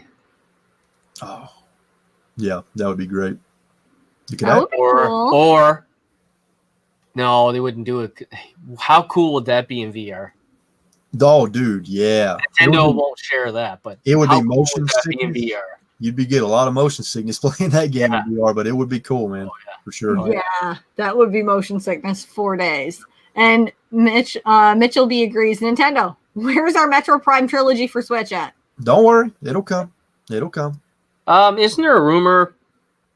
Isn't there something coming out here soon? Another trilogy on Switch? Maybe you know more about it. I can't remember what it was. Possibly It's the not Mass Effect Zelda? trilogy. Was it? There's rumor of possibly the Mass Effect trilogy coming. Yeah. I thought it was something like a Zelda or something like that, but I could be wrong. Oh, well, this is 2021 is the 35th anniversary of The Legend of Zelda, so Nintendo will have a 35-year.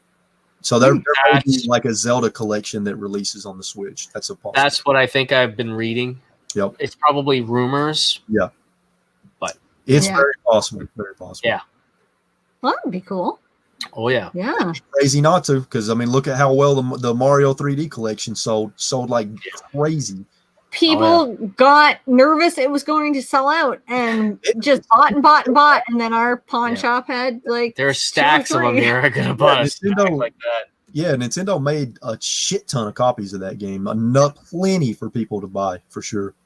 But was that the same in your area? Was the hype that you had to get it now because it wasn't going to be limited? Yeah, limited edition there. And meanwhile, Walmart had tons of them. Yep. Like on the same day, we ordered ours from Amazon, thinking, okay, we got to get it. Yeah, now. we pre-ordered it. We pre-ordered it, and then and then we walk into Walmart the same day it's released, and there it is, and we don't even have ours in hand yet because they only shipped it on the day of release. So we're like, whatever. I bought 2 copies of it. I've got one sealed and one that I played. Oh yeah. That's smart. I think a lot of people did that too. Mm-hmm. Yeah, I think Nintendo cashed in. Oh yeah, they definitely cashed in. Yeah, for sure. They definitely did. Caramble said, "I have a Metro Prime 3 corruption for Wii. I need a walkthrough or something." Again, no clue what I'm supposed to do. I haven't played that one. How is that? It's good. It's really good. It's tough. I don't even have it, so I have to pick it up.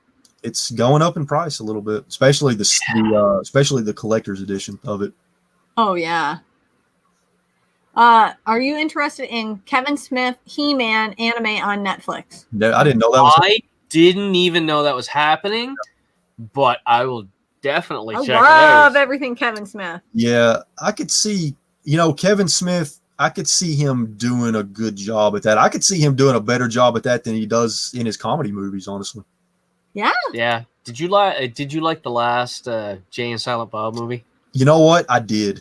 I did too, because there was like a lot of nostalgia. There was just, they put everybody in there. Yeah, and it his kind of daughter hits you was in the in it. feels too. Yeah. Oh, yeah. I was honestly surprised that Ben Affleck made a cameo, because I didn't assume that he would, because I thought he'd be like, that's Batman. Yeah, that's Batman now. I don't even know where to go with him on Batman. I like. You know what? He didn't do a bad job. I liked him as Batman personally. Yeah. I didn't mind him at all. For me, like when we really sit down and think, like I don't even want to go there because that'll open up a big can of worms. What was that? Is your room haunted now? Might be. I did. No, I won't go there. You can say it if you want. All right. My our cat passed away about a week ago, and she was 20 years old. And as I was holding her, I told her I wanted her to haunt the game room. Hey. So, I don't know. Believe he told her to haunt the game room. Now, I like honestly, for the first 3 or 4 days when I come down, I would like, I'd be kind of nervous. She was 20 years old. We had her for 20 years. She was family, right? Yeah. Gibbs. Light our darkest hour. Elbow call. One shall stand and one shall fall. You know what that's from. Yes. Okay. I want to say Yoshi. Yeah, oh God. I can't wait till people see that. Oh, that's gonna be good. Notes from the movie, the Transformer movie. Yeah. We my editor put a little bit of editing into that too. So there's some transitions in a custom. Oh, nice. Yeah. Nice. Yep. Awesome. I haven't finished it yet, but so far what I've watched, it's going to be good, I think. We had a lot of fun doing Oh my God. Yeah. When you were like, oh my God, it's been that long, I was like, you could have told me differently and I would have believed you, because we had so much fun. Yeah. Yeah. Yeah. I would do that again in a heartbeat. 100%. We got our asses whooped, but it wasn't too bad. It wasn't bad. We started off good, and then it just started going downhill bad. Okay, should we move on to number 8? Am I correct? Is that number 8? Yep, number 8. Oh, I missed one. All right, so for number 8, I'm going to go to Fallout 3. Nice. So I remember back during that era. During that time, even though the internet was widely used, right? But my primary way to get video game news was still gaming magazines back, and that was 2007, I think. 2007. That makes sense. Yeah. Yeah. So I still got most of my video game news through gaming magazines, and the primary magazine that I got my news from was the magazine you get a subscription of for being a GameStop member. It was Game Informer.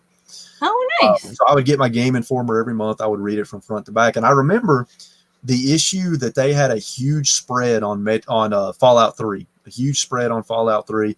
I remember reading through that, thinking to myself that that's the most amazing game, the most amazing sounding game I've ever heard. I was like, holy shit, this game sounds incredible. So Nice. I bought it day one. What I put probably 200 hours into it. I got so addicted to it. Oh my goodness. I was just playing it nonstop. And that was the first Bethesda game that I had ever played. I had never played Morrowind on the Xbox. I had never played Oblivion on the 360. I can't remember if Oblivion came out before Fallout 3 or after Fallout 3. I can't remember. I'm not familiar with that series. You loved Skyrim. I did love Skyrim, but I didn't really get into Morrowind. I'm afraid to get into the series, to be quite honest with you there, because I could lose like months. Dude, I started a new game in Skyrim recently, downloaded it on Game Pass, and been playing it on the Xbox One with some mods that increase the frame rate. And dude, you play Skyrim on the Xbox Series X, when you fast travel, it loads in about 2 seconds. Oh my God, nice. that would be so much better. And normally it's like 30 seconds to a minute every time you fast travel. So that was great. But yeah, Fallout 3 was the game. The reason Fallout 3 is on my list, not only because it is in my top favorite games of all time, probably in my top, I'd say it's in my top 25. But Nice. another reason that it's on my list is because Fallout 3 is the game that got me into open world video games, massive open world video games. And ever since then, open world games have been some of my favorites. And when I say open world games, I mean true open world games where they drop you in the world and you can go anywhere with pretty much no limitations. Yeah. So since then, I've played every Bethesda open world game: Oblivion, Skyrim, Fallout 4, Fallout New Vegas. But yeah, Fallout 3 has a very special place in my heart. I've played it probably 3 times now since it released. So I've probably put, between the 3 times I've played it, I've probably put 400 hours into that game. Oblivion came out 2 years before Fallout 3. Okay. Yep. That sounds about right. Thank you. What are your thoughts on Microsoft buying Bethesda? I mean, where do you think they're going with this? Are they going to be all right? I feel like it's going to be the first year or so. It's going to be exclusive, and then it'll be released on other consoles because they want to make their money. That's what I feel. I can understand why you would think that. I don't think that's going to happen. I think they're going to make them all exclusives because that would be that'd be killer. The reason that I say that is because if you think about what is the number one thing that sells a console, it's exclusives. It's the exclusives, yes. The exclusives are the number one thing that sells a console, and Microsoft wants to get as many Xboxes in people's homes as they can to sell people on Game Pass. Absolutely. Get that reoccurring revenue every month from people. So I really think they're going to keep those exclusives. I want to say something. I want to say hi to our friend. I don't know how to pronounce your name. Anybody want to take a shot at that? Gernaldinho? That sounds as good as anything I would have done. Gernaldinho? All right. Best I can do. I like it. I want to say something here when it comes to Microsoft's plans for the future. Hi, Scrambles.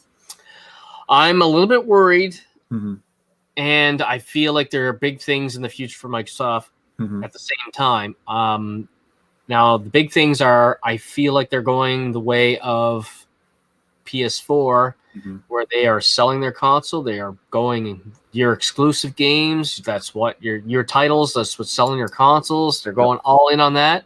Yep. And what worries me is the whole reason why I bought an Xbox Series X is that they sold it on backwards compatibility. And I've been keeping an eye on that, and it has not budged much at all in what they've added, and they've actually taken games away. Yeah. That's a whole thing. We did a video on it where I remember that. There was a X amount of video games that were in the backwards compatible library when you go on your laptop and you search the store or whatever, and then they've removed. It was close to 100 of them. Yeah. Now, those games, I figured out that those games that they removed from the list, like if you go in there and see if they're there, then they're not. Okay. But those games are still backwards compatible. You can pop that disc in and it'll play it. Now, I don't know what's going on there. I don't know if they're working on them or I just don't know. The whole thing is the reason why I bought an Xbox Series X is because of backwards compatibility. Yeah. I was hoping that I was going to get a machine that was going to do it all. Yes. I was going to be able to pop an original Xbox disc in there, play it. They have all the modern features. Yes. I don't care if the graphics are enhanced or not. I just want to be able to have. I like the wireless controllers are a big thing for me. Yeah. But I also want to be able to have be future proof for my games. Now I like the original Xboxes this year. It's its 20th anniversary in November. Yeah. 20th anniversary, and the capacitors are failing. Yeah. There's a lot of modders out there doing great things with it. Oh, yeah. I've got 3 consoles right now, the original Xboxes, and I have to work on one of them and possibly 2 of them there. I have to actually probably open them up because Everyday Retro Gamer had a video out recently. I don't know if you know him, but he's a smaller channel. And while he was playing his game, the capacitor popped. Oh, shit. Blew. So he turned off his machine, and he was saying that he's got to do a capacitor replacement. You got to get a kit for them and replace them all. Yeah. I also have to do the same thing Yes, with you do. a bunch of them there, and it's just I have a big Xbox library right now, and don't want to lose the ability to be able to play them. Oh, 10 absolutely years not. from now, is all the hardware going to fail? Right. The 360 for hardware was horrible. Like the first version that came out was just a nightmare. Those things are failing left and right. I have the Halo Master Chief collection, or not collection, the 360 edition. You know the green one? You know the one I'm talking about? Yep. And now I'm having it already red ringed. I fixed that. Now I'm having a read disk error. Yeah. So my lens is going. I have to fix that. Just constant hardware issues. I want a machine that can play it all. I have a big library. That's all I want, Microsoft. I'm pleading to you right now. They're actually watching. You know? That's all I want, really. I have to ask this question, and I know we're deviating a little bit. Hollywood Polo wants to know if we're excited for Zen Studios, the pinball show podcast next week on YouTube. Do you are you really into pinball stuff or like that sort of stuff? We were on the show and we loved being on there and we had a blast with everybody, but we are such novices. Like when it comes to arcade one-ups and stuff like that, I'm a novice. I will tell you though, if you want to see how to do one of these live streams and do it really well, the Rexer show, you go and watch him, man. He does it well. He does it really well. Yeah. Our friend, still gonna try to pronounce it phonetically, Gurnaldinho.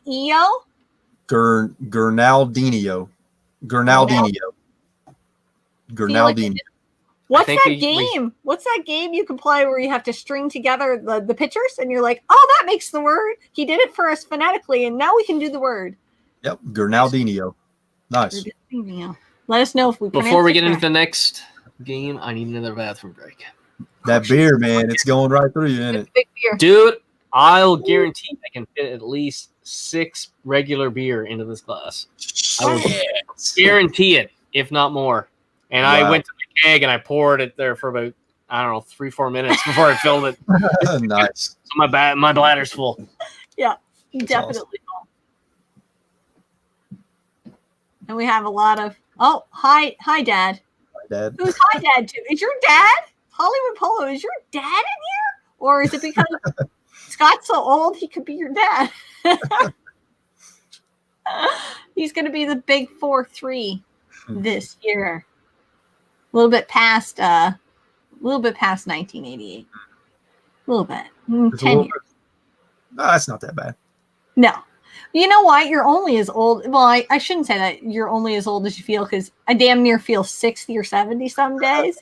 I do too. Mentally, I'm just a child. Like I'm such a child. While Scott's in the bathroom, what's been in your console? What have you been playing most recently? I know you mentioned a few games.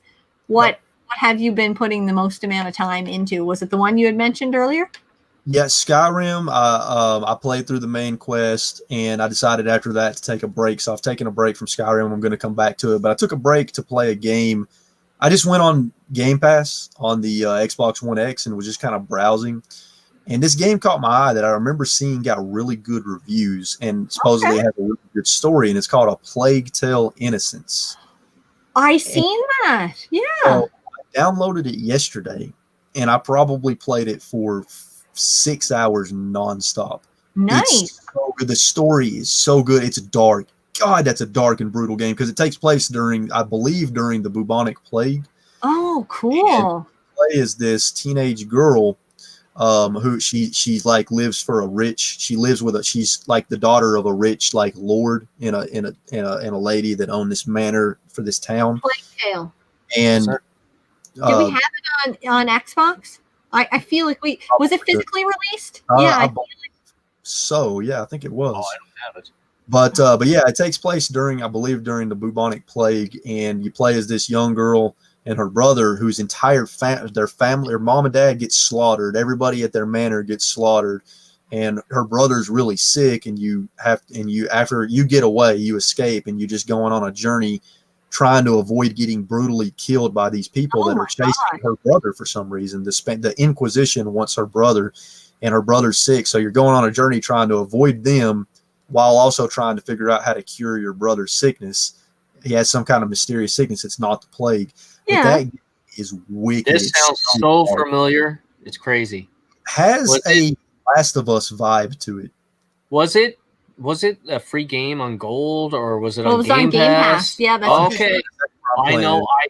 I swear I looked at this game. I might even have it downloaded on the machine. I'll say this. Yeah, right. I'll say this. You know, since you guys are fans of The Last of Us, you would like this game because it's very similar. It's very story driven. It plays sort of like The Last of Us in some ways, except it's not.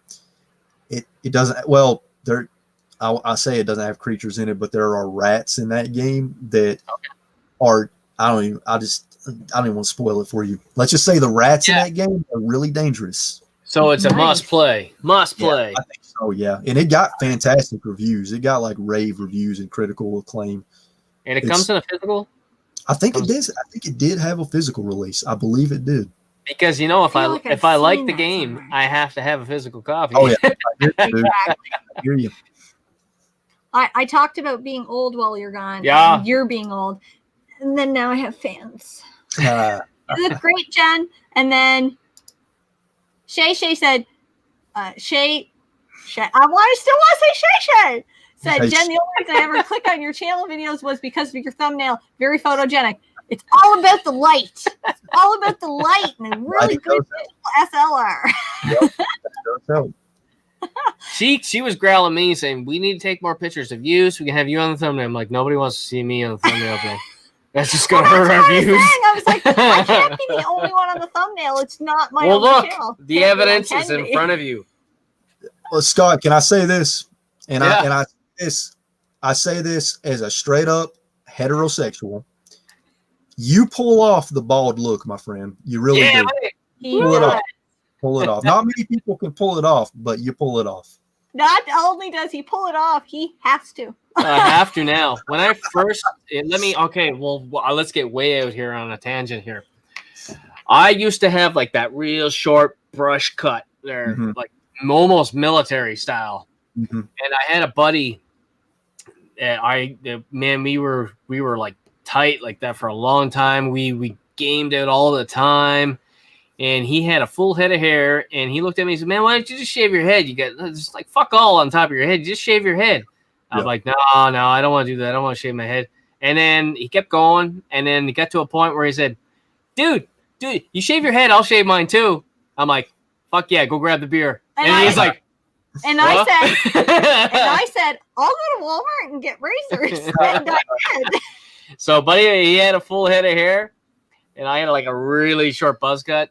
And we shaved our heads, and I have pictures of it. He's like this in the mirror. Yeah, he's got this like, shit, I fucked up look on his face. But you know what? He shaves his head all the time. But now he shaves it. Yeah, nice. I started off with a full head of hair, but now I have like more of a lifesaver haircut thing going on. If I let it out there, so I think the beard definitely helps. If you didn't have the beard, I think you would look a little weird. No offense. Oh, it's he needs the beard. I look weird on a good day.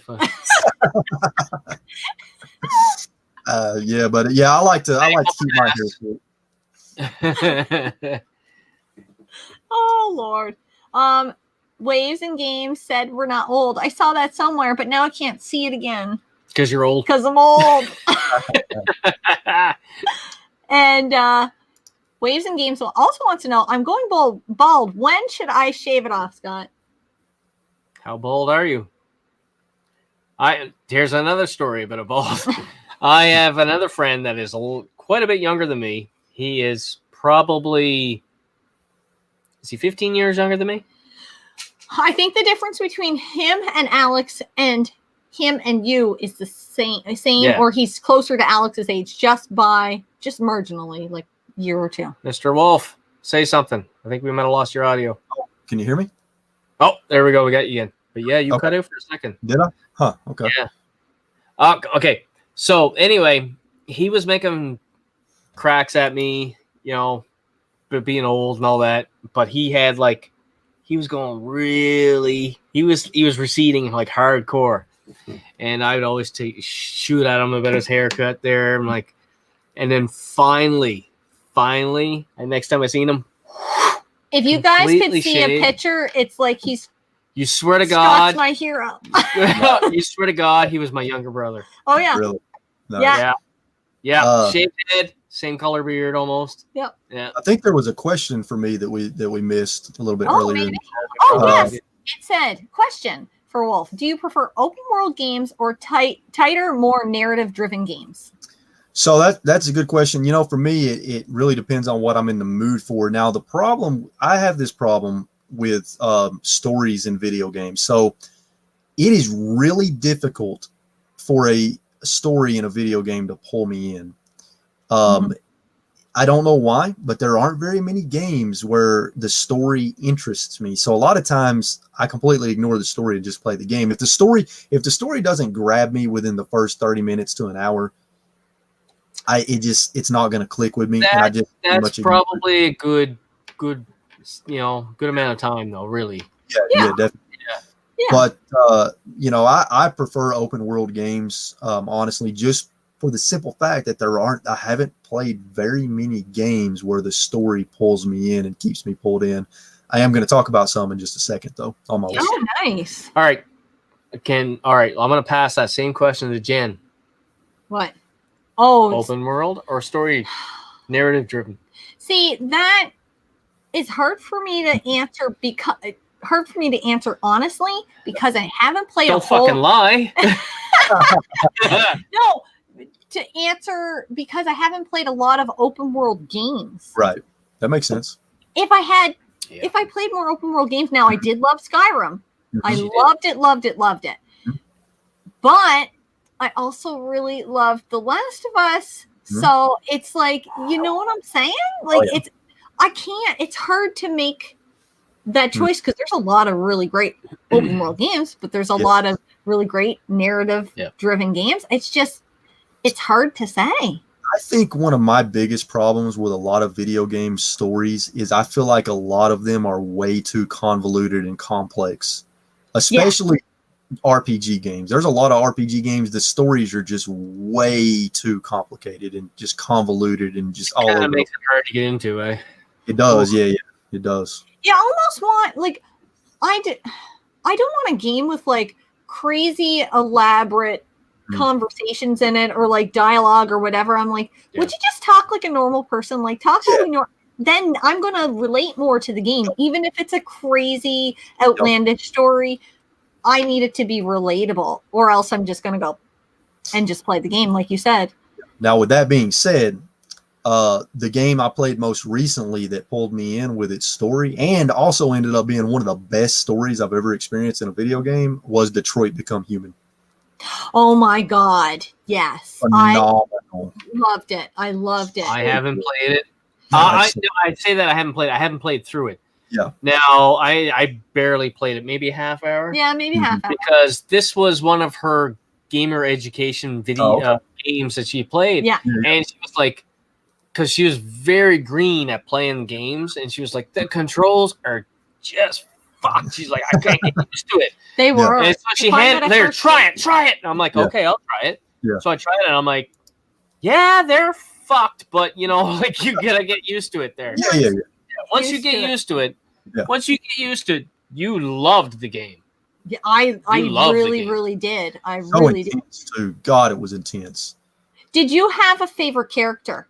My favorite character was, I can't remember her name now, the female android. That was mine too. She was absolutely my favorite.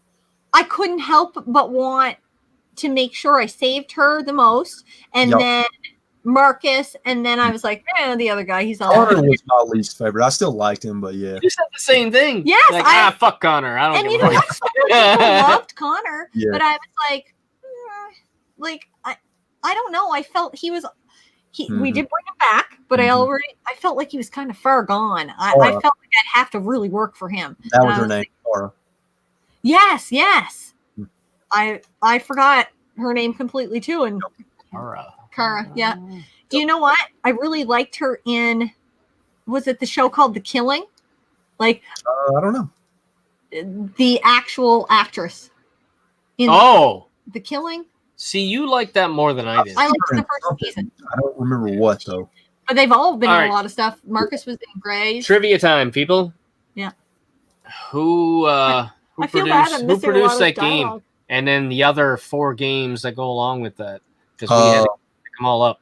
Like the development company. Yes. Yeah. Remember the name of the company. I never say it well. The name.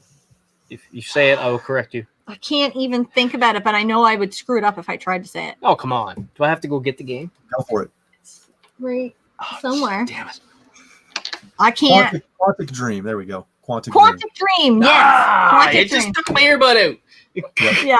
Quantic Dream. All right. So do we want to name off the other 3 games for that? Because I had to go buy them all. Murdered Soul Suspect is one, right? Murdered Soul Suspect. What? With Quantic Dream in that 4-part series? No, that's not one. No. Indigo Prophecy is the first one. That was one that had the word soul in the name, though, right? Is it 2 Souls? No. Two Souls. Is it 2 Souls? Beyond Beyond 2 Souls. Yeah. Heavy And Rain. Heavy Rain. Oh, that yeah. Heavy Rain. Yep. I was watching Oh, Davis Deadly and Pac-Man Case were on earlier. And they were doing a podcast, and the topic was the top 10 best. I think it was theirs. Top 10 exclusive PS3 games. And I think it was Pac-Man that had Hard Rain or Heavy Rain. Or Heavy Rain, sorry. Yeah. Had Heavy Rain in his picks. I need to play that one. I wasn't able to watch the entire thing. I absolutely want to go watch. I will watch it all tomorrow because that's a cool topipic. Oh yeah. Topic. I love watching that stuff, and hopefully I see something that I haven't heard of before. And it's always cool to mention that. And did we name all 4? Yeah. Did we do? Okay. Yeah, and good for us. Look. Yep. Indigo Prophecy. Oh, Fahrenheit. Yes. Fahrenheit? And Indigo Prophecy for Canada. Yeah. Yep. Oh, was it Fahrenheit over in Europe? I don't know. Have been. I'm not sure, but I have heard Fahrenheit before. Yeah. Yeah, a lot of people were agreeing that there is an awesome great game. A version of Indigo Prophecies you can get on the PS4. Yeah, I'm gonna get it too. Yeah, can't you get 3 games in one package? There's a package that comes with Detroit. Yeah, I did not see that. Yeah, I think it comes with Detroit Become Human, Beyond 2 Souls, and one of the other ones. Heavy Rain, because I think Heavy Rain. Yeah, Heavy Rain. That is. I thought Indigo Prophecy may have been a limited run thing, but I may no. not. Yeah, no, not sure. I've definitely seen it on eBay multiple times. It's actually on my watch list, and I'm just. It's like buying a brand new game. You have to pay. $80 I think I didn't end up getting that PS4 title with the 3 on them because I wanted each one individually. Really? Yeah. We passed it up somewhere. I wish I would have picked it up, but you love your PS4, and you didn't get that. really do. I'm surprised. Iowa Retro Gamer Dad, I want to answer his question real quick. Yeah. If y'all don't mind. Yeah, that game is Until Dawn, which I'm planning on playing soon because I've never played it. And the actor is Rami Malek, and he is a fantastic actor, amazing actor. You will love Until Dawn. I can't wait to play it. Yeah. I loved it. If you loved Detroit Become Human, it's similar, right? Oh my God! Not the story, but the gameplay or the way the game. Well, there's some quick time action. There's a lot of quick action. Yes. There. It's almost all quick action stuff. So be prepared. But I'm like telling you, the story was awesome. Yeah. And I don't know if you want to wait till Halloween, but damn, that's a good Halloween game. I can't wait that long. I think I'm gonna play it next. Actually. I don't blame you. You should, and then we need to have a dialogue. It's not that long a game either. Yeah. You know what though? Longer than I expected it. Not longer than I wanted it to be. It was. I could have went. I can't wait. More. I can't wait. The next time we talk, we're gonna talk about the last scene. Okay. Is it crazy? Yeah. It's awesome. Okay. You do know the premise of the game is to save as many people as you can, right? Right. Yep. Exactly. Yep. Yeah. You talk about stressful. Oh man. I loved it. Dude, this story is awesome. It was. I loved it. We loved it. I was not expecting much, but Phil, a friend of mine there, my go-to game knowledge guy there, he told me, he said, "No, dude, you got to play it there." And I'm like, Yeah. All right, I'll try it. Yeah. Holy shit! That company has some other games too. Yeah, Man of Medan. Yeah, Yeah, we have that. I think there's another one too, isn't there? I think it's in VR. Oh, is it? The other one's in VR. Yeah, you might be right. You might be Interesting. right. Yep. Yeah, and of course we don't have a VR, so I was like, damn it. Not yet. You want me to go to the next game on the list? Yeah, absolutely. Yeah, let's do that. So, all right. So I kind of cheated on this one because I'm gonna name 3 games. Yeah. But my reason for including them on the list is the same. Okay, and those 3 games are The Last of Us, The Last of Us 2, Part 2, and God of War, the newest God of War. We allow cheating then for that. Those 3 games, I have never been as emotionally invested in a story as those 3 games. Oh, yeah. You want me to tell you something that'll break your heart? Yeah, let's hear it. I love The Last of Us, love Last of Us 2. Mm-hmm. I played a good 8 hours of God of War. Mm-hmm.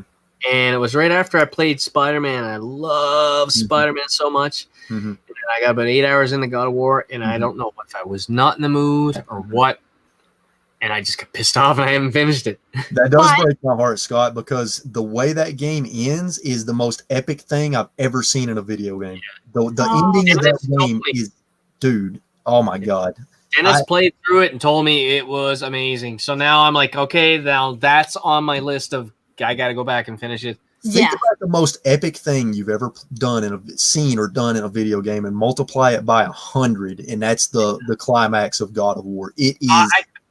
The worst thing about it is I kind of know what happens. I haven't seen it. I don't know what happens. That I read it, and I'm like, fuck, that sounds awesome. But I haven't seen it, so I haven't experienced it yet.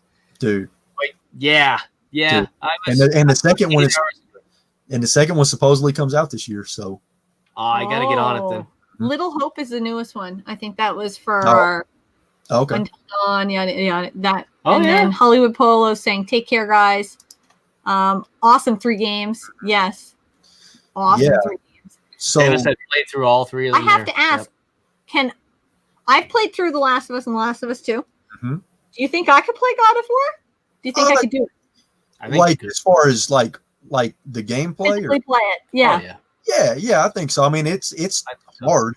It's a hard game. It's harder than The Last of Us and Last of Us 2, I think. But maybe I play that before I play like Demon Souls. It's one of those things where, you know, if you're struggling with a certain part of the game, you can kind of maybe backtrack and grind a little bit, get a little bit stronger, and then go back. But the combat in that game is phenomenal. So good. Well, I watched him play a little bit of it, and I was like, "Do I have the chops to play?" I hate the grinding part. I hate grinding. Yeah, well, see, you don't have to grind in that thing. That's the beautiful thing about it. I didn't grind at all. Played through it without grinding, but I mean, some people have to, you know.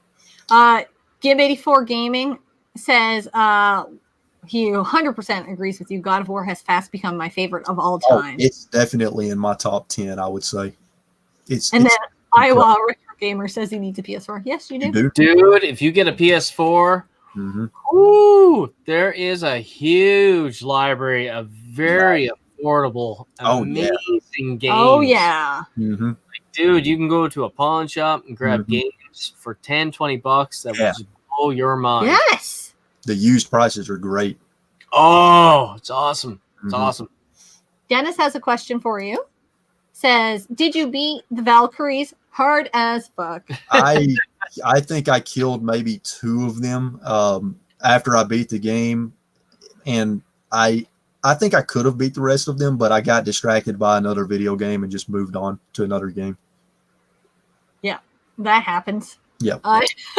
Oh yeah, it's hard too when you go back and you've already finished the game to go back and play a little bit more. It already feels kind of like that chapter's closed. You're like, I've beat the game, so I've done as much as I felt like that when I played Miles Morales. Yeah. I felt like I had already played this game, and I felt like it should have been a DLC, but it was a good game. Yeah. Oh yeah. But was it worthy for a full launch title price? Right. Yeah. Yeah. Yeah. It should have been maybe 30, I think. Yeah, and then it was a short game. It was a short game. I blew through that in like 2 short days. Oh, wow. You could do that game in one day. Oh, yeah. Definitely. Yeah. Lawrence wants me to say Ragnarok for God of War. Ragnarok. But I can't. I didn't say it properly, so I screwed it up already. Yeah. What's the rumors on Ragnarok? Anything out? Anything solid yet? Well, I mean, they said 2021 whenever they revealed that they just revealed a title for the game, and it said 2021. So you think an holiday launch? I think there's a chance it could get delayed, but I don't know. I feel like you know what? Every damn game that comes out that has any high profile at all gets delayed, and if it doesn't get delayed, it comes out. It's fucking Cyberpunk. It's fucked. Yeah, well, and here's something to consider though for the next God of War game is if you think about it, right? They've already got the game engine ready to go because it's going to be a sequel, a direct sequel. They can probably reuse a lot of the assets. They've already got the main gameplay figured out. They're just going to take that gameplay and build on it. So really, their turnaround time for a new game should be a lot quicker because I think it took them 7 years to develop God of War.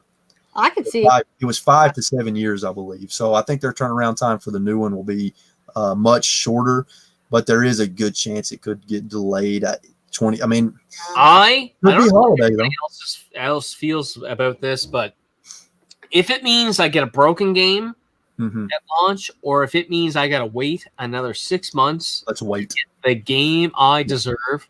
Yep, let's wait. Let's wait. Yeah, I agree. And look, name that broken game because that's happened a few times. Oh, yeah, it's happened a lot. It's sad when you get a broken game because it kind of kills the hype.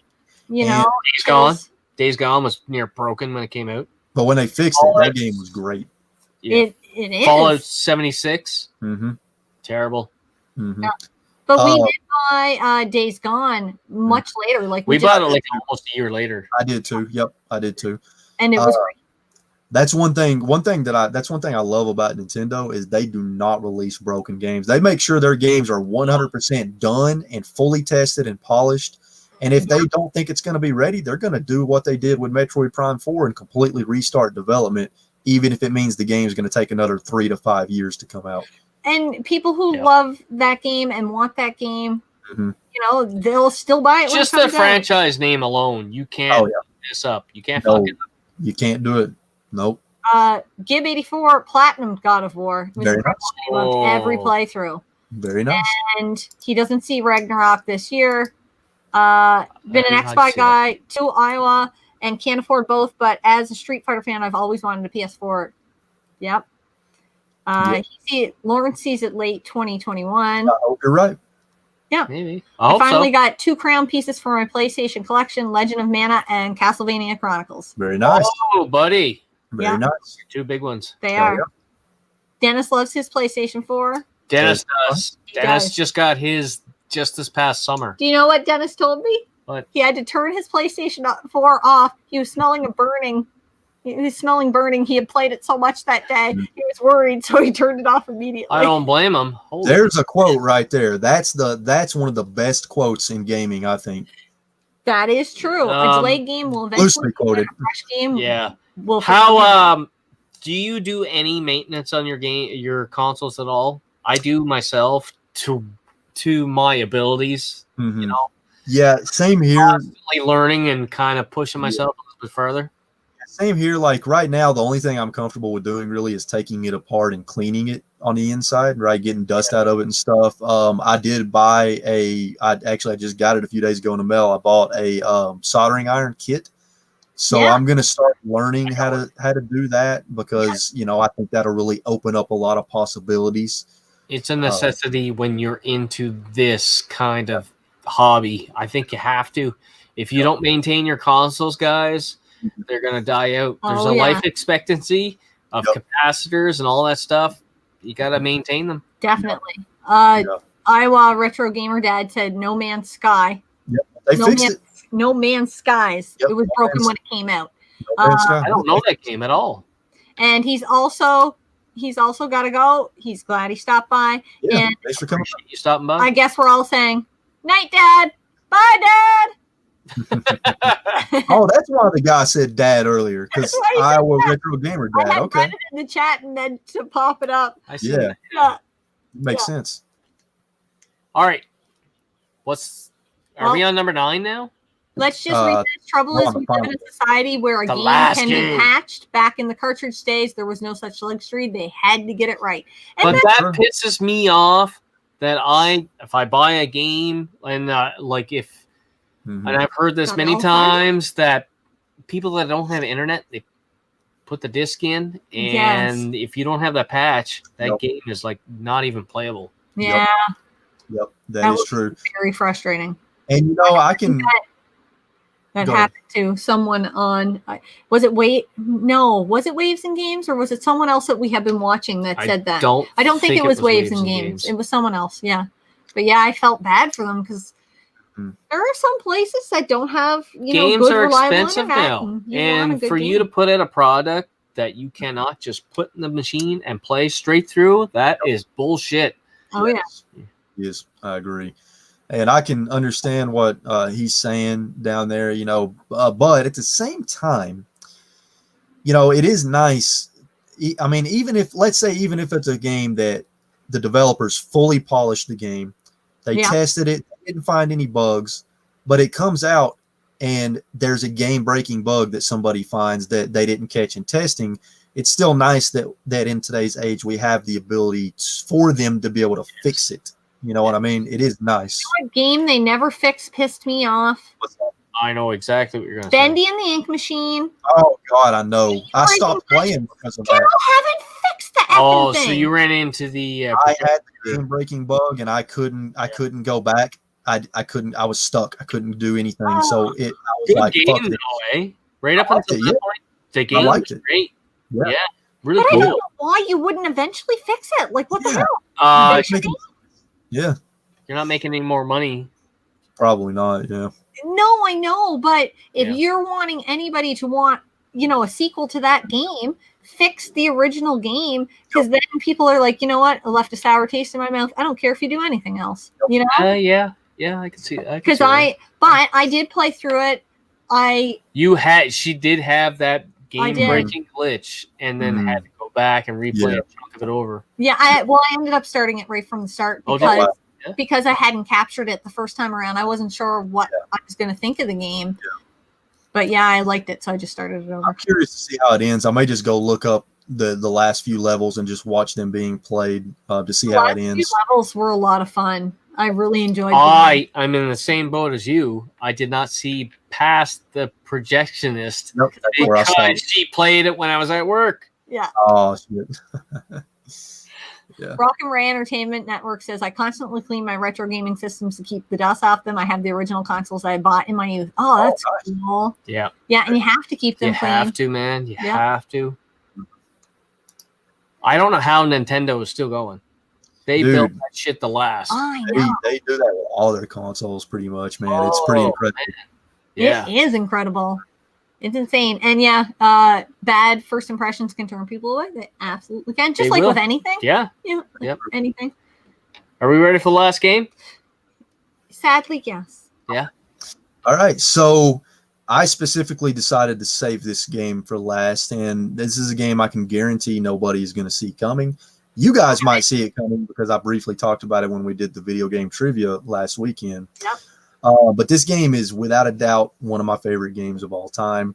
And just because of just how insanely fun and addicting and charming it is. And that game is Terraria. Now, little known fact, a lot of people don't know this. I didn't even know this until a couple of weeks ago, but Terraria is the 17th best-selling game of all time. Since it came out in 2011, it's sold 300,000. No, that's not right. 30,300,000 copies. Yeah, that makes more sense, yeah. Do you know what? It came out here Skyrim, and it sold more than Skyrim, which is insane. My son wanted that game. We couldn't get it in town. We could check for it everywhere. A physical copy. Yeah. Don't see that game anywhere at pawn shops. Almost never. Never. People keep them. Yeah. It's a game you can play through a lot of times. It's a long game. He's logged a lot of hours. He's logged a lot of hours into it. And I bet he probably knew that fact about it. He's for facts. Sponge. Oh my God, he's a sponge for facts like that because he'll just like blurt stuff out. But he loves Terraria. It's probably one of his favorite games, if not his favorite. So I go way back with that game because I started playing that game when it very first came out in 2011. I played that game before it was on people's radar at all because I remember seeing it. I don't know where I saw it, but I saw it somewhere, and I downloaded it and started playing it. Damn, Scott. I downloaded it and started playing it, and I fell in love with it from the start. Not yet. And one of the reasons that I fell in love with Terraria, there's a couple of different reasons. Number one, I love the art style. It kind of has that kind of retro pixel art, and it has that kind of side-scrolling platforming feel. But another thing I love about it... Pac-Man Case! What up, Pac-Man Case? Another thing I love about it is, especially now in the final version of the game, the sense of discovery in that game is just through the roof. There's always something cool to find, whether it's a new weapon or a new piece of gear, just scattered all over the world. There's so much cool shit to find. And I find exploring in that game to be an absolute blast because you're just constantly finding cool new stuff that you can use. There's tons of enemies, tons of secrets in the game, tons of boss fights. I mean, it's just, I just love it so much. And I don't really build. I don't really play it to do like the building aspect of it where you build, structures. I wish I had Alex down here. I play it. Yeah. Like he could tell you guys would have a conversation about this game that would just. Oh my God. He loves it so much. I'm sure that game is in his top 3 to 5 easily. It has to be. Everybody that I introduce that game to gets extremely addicted to it and loves it. I've introduced it to several people already, and everybody I introduce it to just absolutely loves it. Well, we got to give 84 to actually open his copy. Well, I don't know if it's open yet or not, but he has it. No, he has it and has not touched it at all yet. We need to, by open it, I mean you need to throw it in your machine. Don't throw it. Just put it in there gently.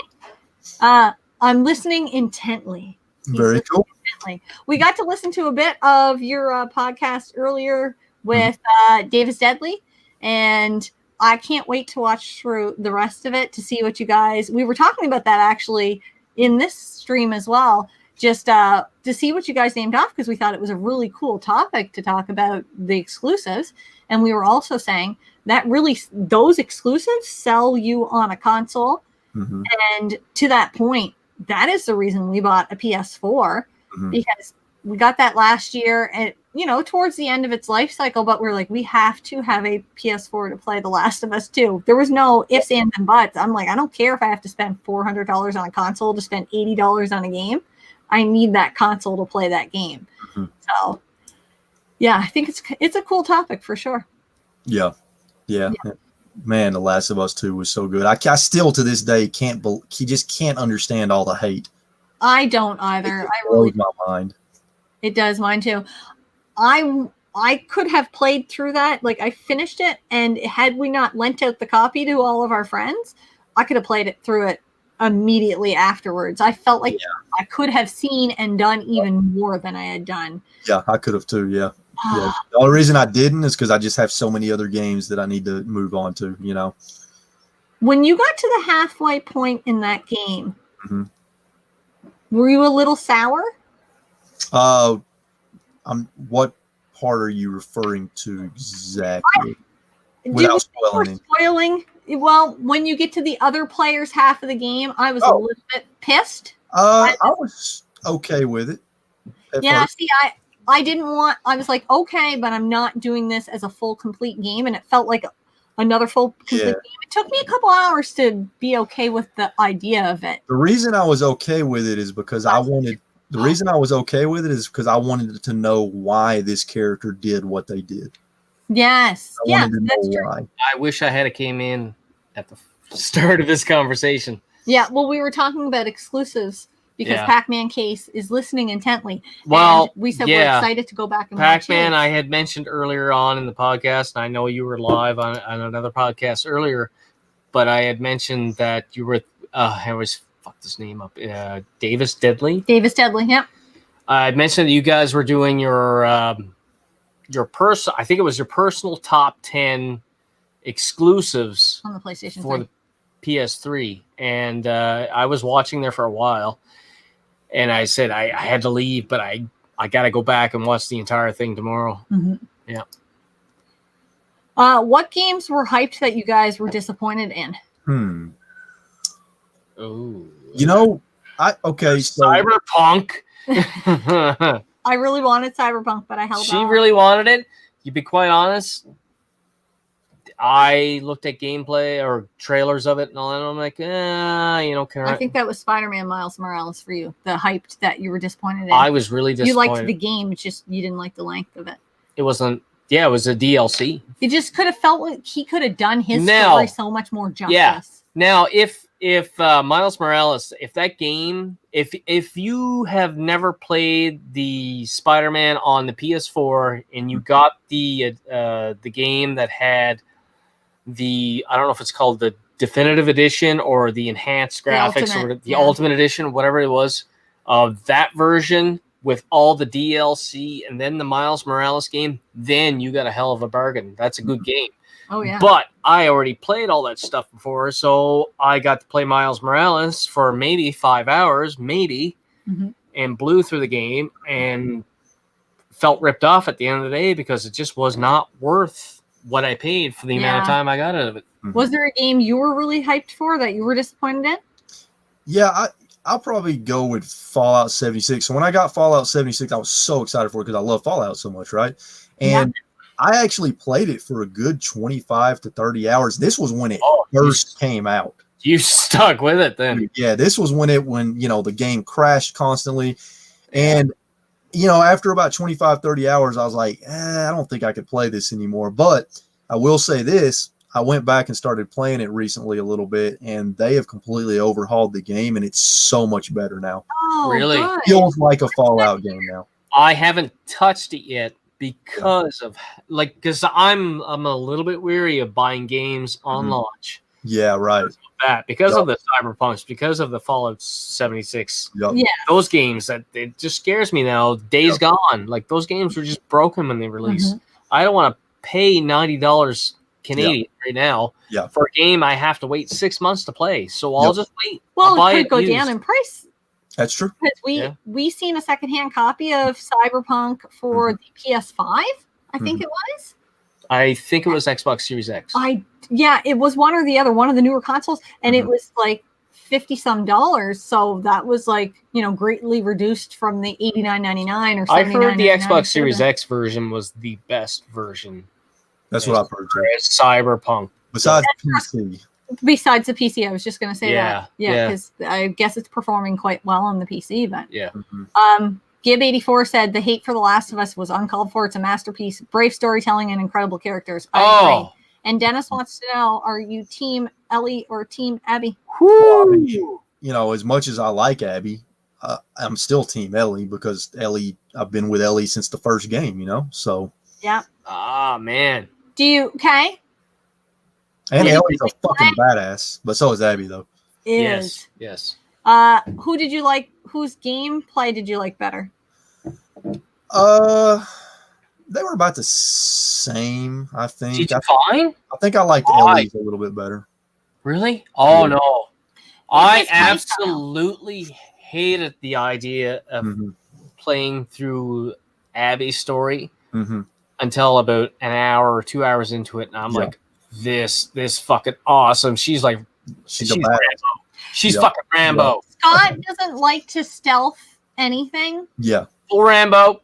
Full Rambo. Okay. Everything's Rambo. I was afraid to go full Rambo. Oh, I loved it. I did a mix. I loved the idea. Yeah. Abby could actually kill things with her bare hands. It was just amazing. It was awesome. Yep. But I did really love that you didn't have to craft shivs with Ellie, and that was... Yeah. I really loved that. I was like, oh, no more of that. Fucking shiv. Got my bare hands there. Fuck that. Hell yeah. I can't pronounce it. I've forgotten already too. Yeah, Red Dead 2 was just too slow for me and much preferred the first one, probably an unpopular opinion. I don't know if it's unpopular. I mean, I like Red Dead 2 better personally, but I can understand. I can understand where you're coming from there. Yeah. What are your favorite meals or munchies to have before, during, or after some awesome Pizza. gaming? Pizza's awesome. You can't go wrong with pizza. That's a during gaming. If we got the guys over here, if it's a night there, yeah, we get the gang here. we usually have. It's pizza most of the time. Yeah. Dennis says Cool Ranch Doritos. Cool Ranch Doritos, yes, buddy. Do y'all have some pretty good pizza up there in Canada? Oh yeah. Yeah, definitely. We have the common, Domino's, yada yada yada. There's a few places that we really like to get pizza. So that are the one with the pickles. What's the one? Yeah, what is there? What is I can't remember the name of it. Dennis, it's in Dieppe. Yeah, Dennis, tell me. Not Papa John's, is it? No, it's.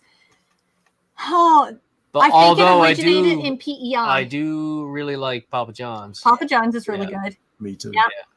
But the place we're talking about, they do some weird way out in left field kind of flavor pizzas. Famous peppers. Mm. Yeah, we had dill pickles on a pizza.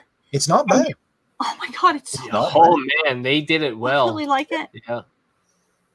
Oh, gotta go to sleep. This was a brilliant stream. Thank you for watching, and thank you for participating in the chat so much. We love that when people come and participate. It's awesome. Yeah. I don't know what a saucy buttons is. I'm gonna assume it's a pizza or some sort of snack food. I guess. Feel free to just say Rob. So much easier. So much easier. That sounds great, Rob. All right. Before we end this thing, I know we didn't do it earlier because we normally do it. We normally ask, "What's everybody playing?" Oh yeah, I did ask him that while you were gone to the bathroom. Well, I wasn't here. I am playing Alice Madness Returns. I'm gonna play that soon. I downloaded it on Game Pass. Dude, it looks cool. Yeah. It looks really cool. So cool. Right. It's a version of Alice that I really, really enjoy because it's dark and twisted. The story is really great. The graphics and it's artistic. Yeah. Oh, yes. Yeah. I've loved the liberties they've taken with all the characters and how they explain things. It's really, really cool game. I guess the first one's on PC and it's like almost impossible. Really? Yeah, to get, and it wasn't that great. Okay. Yeah. So we're lucky it even got a sequel. I am playing Mike Tyson's Punch-Out today, Nice. but I am also playing. It really did, Steven. Thank you. You gave us a list and I didn't tell you about it. Oh, I'm sorry. What else damn, I lost my train of thought. Ninja Blade. I'm playing that on 360. That game looks cool. It's very kind of Resident Evil. Really? Ninja. But ninjas. Yeah. Yeah. Yeah. I've been playing a bunch of different Xbox games like Outrun, NHL Hits. I'll throw in there for fun. Oh man, I love that game. We played Metal Slug 3. Scott Pilgrim versus the World. Scott Pilgrim I versus still the have World. not played that game. That game's hard, man. It is. It's tough. It's not easy. No. I feel like there's something else I'm forgetting, but you have a lot of games on the go at any given time. I'm also playing Yoshi's Crafted World. That's a good game. When I can't Binding of play, Isaac I played last night. That game. Yeah, you did. Yeah. When I I can't got play something on addicted TV, I just go handheld. It's like you just want to do one more run when you die. I just want to go one more time, Yep. Yeah. Oh, Pac-Man's playing Power Rangers, everything right now. Hell yeah. Nice. Anyone playing Dragon Quest XI Definitive Edition? What a great game and awesome storytelling. Really? I don't know that I could. I have a hard time with turn-based RPGs nowadays. Me too. I really struggle with them. I am not a fan. As soon as I know it's a turn-based, But I'm almost out. maybe you just got to try it. It has to be. I have tried many turn-based games. For me, a turn-based RPG nowadays, it has to be shorter, like the Paper Mario games are. They're shorter games, typically like 10, 20 hours. I can't play these massive turn-based RPGs that go on for 80, 100 hours because the combat just gets too repetitive for me. That turns me off when I see I'll start a game or Mhm. whatever. Here, I grab a game out of my collection here, and I'm like, I'm going to start this. I want to go see how long does it take to beat the game. Yeah. It's like something ridiculous. Oh, like But- I'll put it back and I'll go back to it later. But with that being said, Dragon Quest XI does look like a really, really good game. It got great reviews. It's been selling phenomenally. So I could see myself liking it, but I just don't know if I could play through the whole thing. Kung Fu Chaos. Kung Fu Chaos. I know Dennis mentioned Avengers, and I didn't say it out loud. Yeah. Kung Fu Chaos. I don't have a copy of it. Yeah, I don't have a copy of it yet. I think I have that one. It's on my list. Yeah. Send me your list, man. I might have some. Oh, dude. Yes, we will send you the list. My list is long. It's better than the 8th one, which is considered the greatest one ever. Yep, I've heard that as well. Is that the one on the DS? The 8th one came out on the PlayStation 2, I think. Oh, I think I have that. I think it did, yeah. Yes, I'm looking at it right now. Pac-Man Case on the wall. apparently wants to have a dumpster fire with you, but confirm the turn-based RPG. You know what? Or give It's them to not a for friend. everybody, but you know the guys that love it, they're passionate about it. That's And I watch genre. YouTube channels that talk passionately about these games, and I play them, and I try. I really want to try to get into it, and I end up getting irritated. I don't have the patience. I don't know what it is. I don't have the patience for it. I don't know. Yeah, maybe. Makes sense.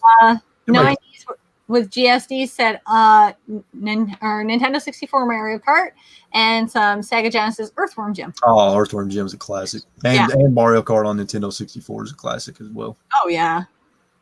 And Rock and Ray Entertainment Network said 3DS. Oh, okay. PS2 and 3DS, yep. Because it got re-released on the 3DS. Yeah, that's right. I have a lot of OG Xbox doubles. I'm missing 95 games for a full collection. Damn, that's close. That is close. We keep saying maybe eventually. We're a long ways away. We're ways off. We're a long ways away. Wonder how many games there are, do you know? 1,000. Is it 1,001? Some lists say like 997, 998. It goes all the way up to 1,001. So I don't really know. It's so hard to find good lists. So, like, it took me forever to find a good one for the GameCube, but I finally found a definitive list. It's Tell everybody that. Yeah, that is impressive. You have a full GameCube collection, correct? Yep. North America earlier. So, yeah. But for anybody that's tuning in now. Yeah. Yeah. And Pac-Man Case says, same way, he's too old for the grind. Too old to grind. Yeah, I hear you, man. You know what? Like, I'm a working man. I only have so much time. Your wife thanks you for that. For what? The grind? Yeah. For the grind. Dennis, only you. Oh, Lord. 865 in North America, Steven says, I guess for the Xbox. Oh, okay. What? Doesn't the PS2 have like 2,000 games or something? Oh, yeah. Insane. 865 in North America? Are you sure? That seems low. It does seem low. I'm not sure because I've seen lists like all over the map for this. I would love to have a confirmed number. Let's shoot Xbox a message. They seem to be all up on their list. Oh, yeah. Don't get me started on that. They don't have a Steven clue. might know because he's put together quite a few lists and he sent us some stuff. So it might be. Looks like he's right. It might be. Looks like he's right. I did a quick Google search and I'm seeing that's the number that I'm seeing. 65 North America. Yeah, but I've seen all the way up to 1,000 in the 900s, and I'm like, I wonder if that. I wouldn't want a full collection, not North America. I wonder if that's counting the platinum hits releases though. Oh, you know, maybe. Oh, but you shouldn't. You that's shouldn't. Interesting.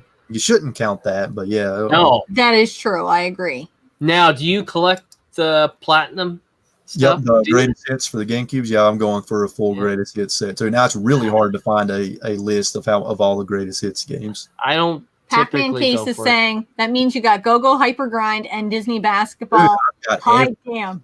I've got every super rare and expensive GameCube game. I assume those are very, very expensive. They're not the most expensive, but they're definitely up there. They're up there. Yeah. I've got several games in my collection that are worth well over $100, $200. Oh gosh, yeah. Yeah, well, that's the problem. I notice when we're going out now. Now I'm like, I'm having a hard time finding games unless they're the rarer, more expensive games. Yep. For sure. Rob says I have 360 games. Whoa. I'm going for a full set. That's a lot. Yeah, so 360 games. That's awesome. That is a lot. How many were there? There were a lot for the 360 games. There was a lot. Let's see. There was a lot. He's going to build a new wing onto the house. Yeah. Well, it looks like a little over 1,000 total. Yeah. Well, really? I would have expected way more. Yep. Now, here is my theory on game collecting. Mm-hmm. If I were to go, like you've gone all in on the GameCube collection, I have kind of thought about going after an original Xbox collection. We have about maybe I would say 250 to 300 Xbox. Talk to me here in a few years and see if it's obtainable at that point. But after that, I really think for myself to collect will be because of the limited amount of space. You know, I can only put so many damn games in this basement. Yeah, right. Is that I go after the exclusives per console. That's how I feel like my collecting is going to go in that direction eventually. That makes sense. Yeah. I think that's a good goal. I like that's what I do for the Xbox and the PS2. I'm just going for really the exclusives, honestly. Yeah, because you'll play those games on other platforms. Yep. Exactly. That makes sense. But the games that if you get the exclusives on every platform, you can get a lot of games that way. You can. And without overwhelming your game room. Well, yeah, even at 800, what do you say, 865 games for the original Xbox? That's a lot of games. A lot. Yep. Xbox 360, 25, almost 2,500. See, that sounds like that includes digital only titles too, though. It could. Unique I don't titles. think there were that many titles releases. Yeah. And Pac-Man's almost done with his OG Xbox and GameCube exclusive. And I've seen that you were doing that. Yeah, that's awesome. That is cool. Yeah, it's cool to have those exclusives. Like you said, you can't play them anywhere else, so why not get them? The problem with the GameCube exclusives is a lot of them are super expensive. Yeah. Oh, you know what? They are, but everything's starting to go that way. I know, it's crazy. Everything. It's true. Place to start only a couple hundred. I do see the Wii U just. The prices are going up. Yep. I think the prices are going to go crazy. They are. You can't find them around here. No, I don't see them ever. No.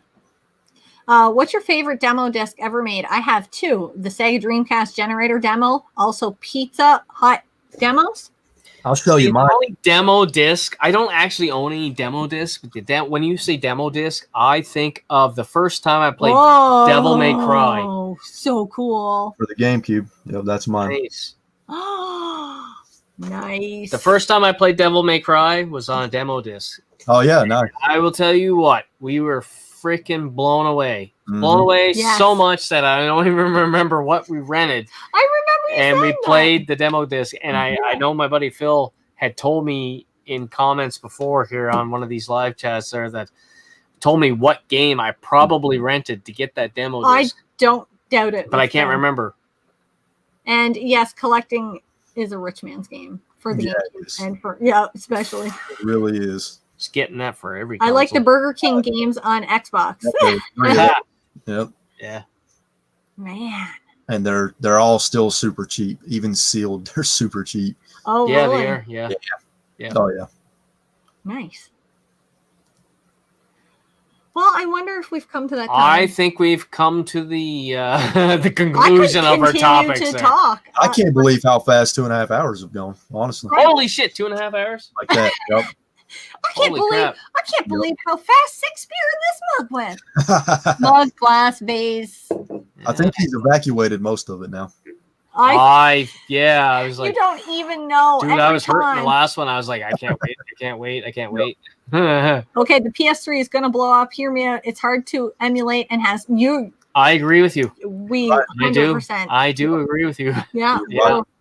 We're scared about that. It hasn't blown up. I'm yet, but it will. afraid. I'm afraid with the hardware. You know, Yeah, dude. where I can only play my PS3 collection on a PS3. That's scary. What does it look like in 10 years? I don't understand why Sony can't make their console just backwards compatible where you can put a PS3 disc in it. I mean, I don't understand. It's got to be possible. There's freaking engineers out here making large hadron colliders in fucking Switzerland, smashing atoms together. Come on. Yeah. Yeah, make our PS3 backwards. Yeah, compatible. I was preaching that earlier, just about the Xbox. Yeah. You know, I just want a machine that will play them all. Yeah. Yep. One machine. Put a price tag on it, you will probably take my money. Yep.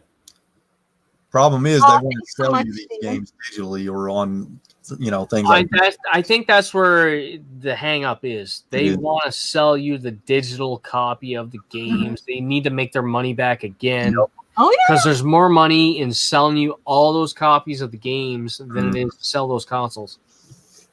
Average consumer will want to play and go buy a PS3 that will break down. Also, controllers will eventually die. That's Yep. true. They will. Rob, thanks for a great stream. You're just Rob now. Thanks for a great stream. Enjoyed that. And thanks again for taking part in the name game. Oh, Yeah. absolutely. That's where is that where I think so. it originated there? Gernaldinho. Good for you. Yes. I think I did it. Maybe. All right. I think you did it. Well, let's wrap it up at this point then. Yes. Again, guys, please go check out RetroWolf88 on YouTube, obviously. Great channel. Thank you. We can't say enough good things about you. Like, Yeah. so happy to have, you found us. Yeah. You found us, and that Yep. was awesome. Like, Yep. honestly, I can't even tell you how much you've done for us, for our channel. Like, Oh, yeah, no problem. it Dude, gave us- I will be forever loyal to your channel. Yeah. Thank you, man. I appreciate that. plus we love it too, so that helps. Thank you. Yeah. Appreciate that. Yeah, Thanks yeah. so much as well, Pac-Man Casey said. Seriously, great stream, and we love your channel as well. Mhm. Oh, Pac-Man Case, guys, if you're still watching, go check out Pac-Man Case. Yeah, It's two awesome. Pac-Man Case, RetroWolf88, great guys. Yep. Like, I love both your That channels. man, If you enjoy us, you're definitely going to enjoy them. that man has an amazing on-screen presence. He really does. really does. He really nails it. Yep. He does. And Dennis said, you guys have kept me from Avengers. Well, you just go play it then. And a lot of people are saying good night. All right. Thank you so that is much, our everyone. cue. We have to leave. It's been great, guys. Yeah, And tune in a couple weeks. We'll be doing it again. I'll let you guys know who that's going to be. But for right now, we're going to continue to rep this one. We want you guys to go check out RetroWolf. And until next time, game on. Game on.